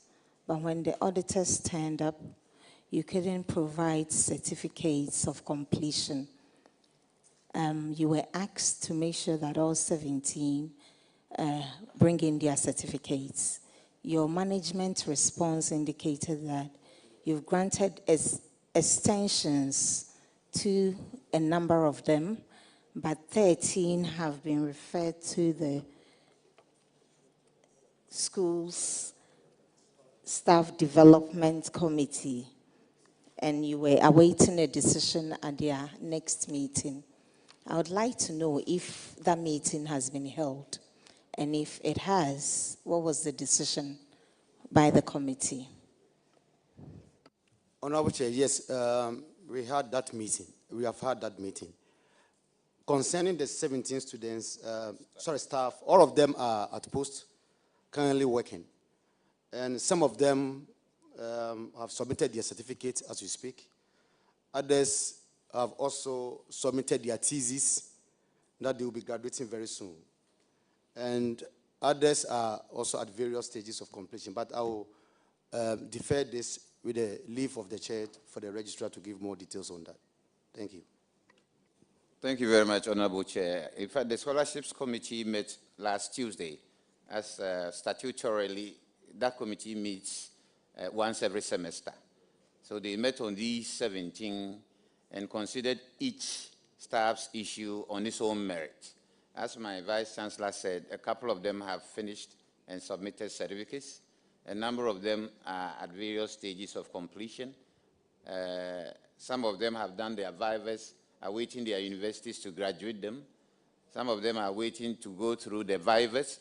So the Scholarships Committee gave each individual extension up to a certain point to either show proof of completion or submit certificates. That is where we are now. But they are all at post working at the university. Okay, please, can we have a breakdown? Because some others are that. Can we have numbers? Maybe 5 have been given extension. Maybe just put numbers to what you are talking about, please. Honorable Chair, 1 has completed and submitted a certificate. 2 others have completed and are waiting to graduate to bring their certificates. 2 of them have submitted their theses and are awaiting viva voces with their universities. And there is a particular one whose program depends on publications before graduation. He studied in Portugal, and he has actually published 2 out of his objectives and has done the last one, awaiting the publishing house to publish it, and based on that, the university would give him the time to attend the viva voce and defend the project. So the others have had extensions up to, it's generally up to June 2026 to complete and or submit certificates. That means 6 out of 18 are waiting. 1 has completed. The other 5 are waiting. 1 is awaiting publishing. So, I mean 6, you mentioned 6. So the remaining are all what? They've been granted extension? Yes, please. Okay. By the Scholarships Committee. Please, have you informed the auditors about this? Honorable Chair, we submitted a document today based on the Scholarships Committee's decision on each individual, and the auditors would have it. Auditors, can you please confirm if you've been notified? Honorable Chair, yes, they submitted it to us just today. We got it today. We are yet to verify the status for each one of them. Thank you. Honorable Chair, we are in your hands. Thank you very much. You need to follow up on these certificates. We all know people who have taught at universities for several years, and they don't have certificates, and they will run around with you. So please, yeah. So please, it's very, very important. Okay, we'll let. Who gave them the time limit up to 2026 to complete, to submit? It's the Scholarship and Staff Development Committee. Scholarship and Staff Development Committee. But what is the policy on those who go on study leave? What policy do you have on when they should come with their certificates? Honorable Chair, it depends on the duration of their program. But in case when you are done, when you are done, you have 3 months to wind up and then come back. Yes.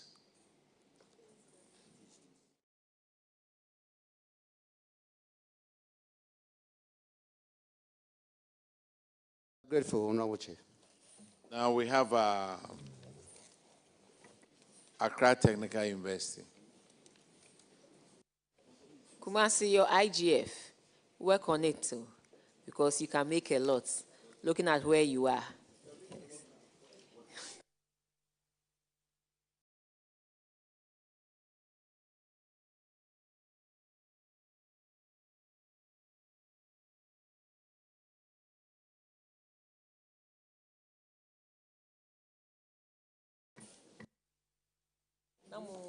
Please introduce yourself to the committee.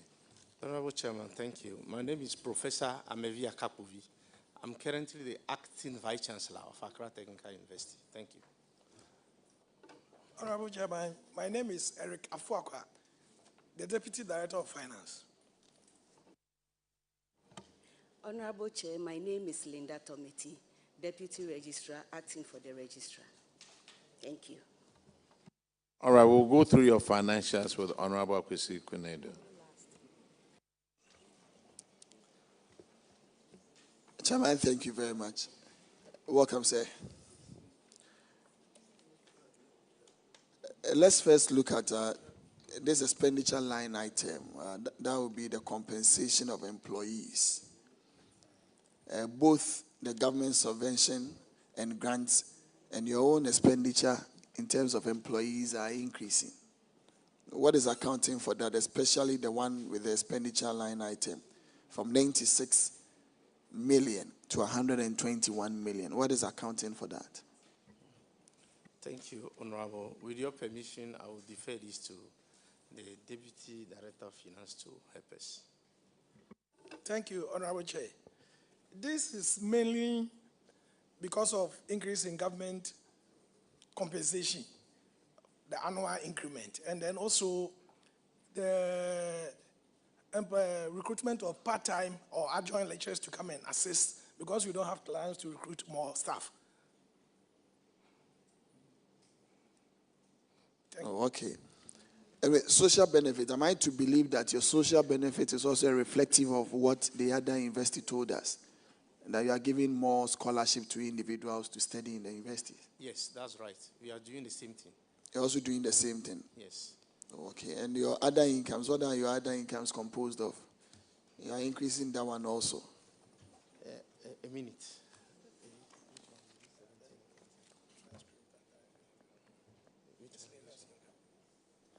Our other income have to do with interest income, exchange gain, and then we also have some businesses on campus that are also bringing revenue, like the ATU cafeteria and then the Aquaba. Sir, Prof, please, can you speak into the mic? They are trying to record it and they are struggling to. Yes, thank sorry. you. I say our other incomes include interest income, exchange gain, and then we also have some businesses on campus, including the ATU cafeteria, the Aquaba Lodge, and then we also have staff rent income, and then also disposal income and production units. All these contribute to our other revenue. Thank you. Prof, I seem to be a bit worried when I look at your statement of financial position. You are liquidating more of your current assets, 65 to 62. But your current liabilities, Prof, hugely increased to about 96%, from 24 to 47 million. That is huge. Very huge. And when you look at your other incomes, the investment income that you or interest that will probably be part of it, and looking at how you are liquidating and you're increasing your current liabilities, I think is a worry. What is accounting for that? Thank you very much. I will defer this question to the finance. Thank you. Basically, it's true that we are liquidating more of the income into, but this can be seen in the non-current assets because we are undertaking a lot of construction activities on campus, and the money is just being transferred from one asset to another asset. Thank you. But that is just about 50% increment in that, and here we are talking about 96%. No problem. Probably your expenditure is also going up in terms of your goods and services. In terms of recurrent expenditure on renovations and maintenance is also going up. So it's also going up. So it's also accounting into the liabilities. That's why you're not paying them off. Okay. But try and bring them down. Once it's into investment, non-current assets, that will be good. That will yield enough returns in the future because it will form the base for you to have all of the things done. But when it gets into much more of the recurrent expenditure, that will be a difficulty. So just try as much as possible to contain the expenditure aspect of it. And your miscellaneous incomes are also reducing. If you look at your revenue from exchange transactions, you have academic fees and others and miscellaneous income. That reduced significantly, about 13%. Now your concentration is more on the school fees, but you are not considering the other ones. Because that is important. You had 14 million the previous year. Yeah, I will let the Deputy Finance Officer answer. Thank you, Honorable Chair. As you are saying, yes, it's true, you have observed well, but it's all because we were liquidating some of the investment in fixed deposit to undertake some of the maintenance and other buildings. So our interest income actually reduced more. Yeah. That affected the miscellaneous income. Okay, good. I mean, once you are doing to maintenance and the rest, it shows a bit also in the consumption of fixed asset because it means your things are depleting. Okay, Chairman. But try and keep your current ratio a bit up. Although it's good, 1.3:1 at least is ideal. But when it was 2.7:1, that is better than reducing it to that nature. So that at least you can be able to pay off these liabilities when they fall due. Thank you very much. It's well noted. All right, let's go to infraction, and it's on paragraph 395. And Honorable Hotoje will take us through that one. Thank you, Mr. Chairman. Mr. Chairman, this has to do with an earned salary to the tune of 33,576. The last audit disclosed that one Kudi Fanuel, a former staff of your university who had gone on retirement on June 20th, 2024, was wrongly paid his salaries for 3 months, from July 2024 to September 2024. When the audit team pointed this thing out, you assured them that you were going to use proceeds from his provident fund and that you had already contacted the Providence team. This amount of money, by a recommendation of the auditors, is supposed to be retrieved and paid into the Auditor General's recoveries account at the Bank of Ghana. Have you done that? Honorable, thank you. We confirm that we have been able to recover the amount and we have paid duly in the auditor's recovery account. It's done. Thank you. Auditors, can you confirm that? Honorable Chair, the full amount has been recovered and paid same into the Aegis Recoveries account on 15th September 2025. Mr. Chairman. So. Thank you very much. Accra. This is Accra Technical University. You are discharged. Thank you, Chairman. All right. Is Gimpa around? All right.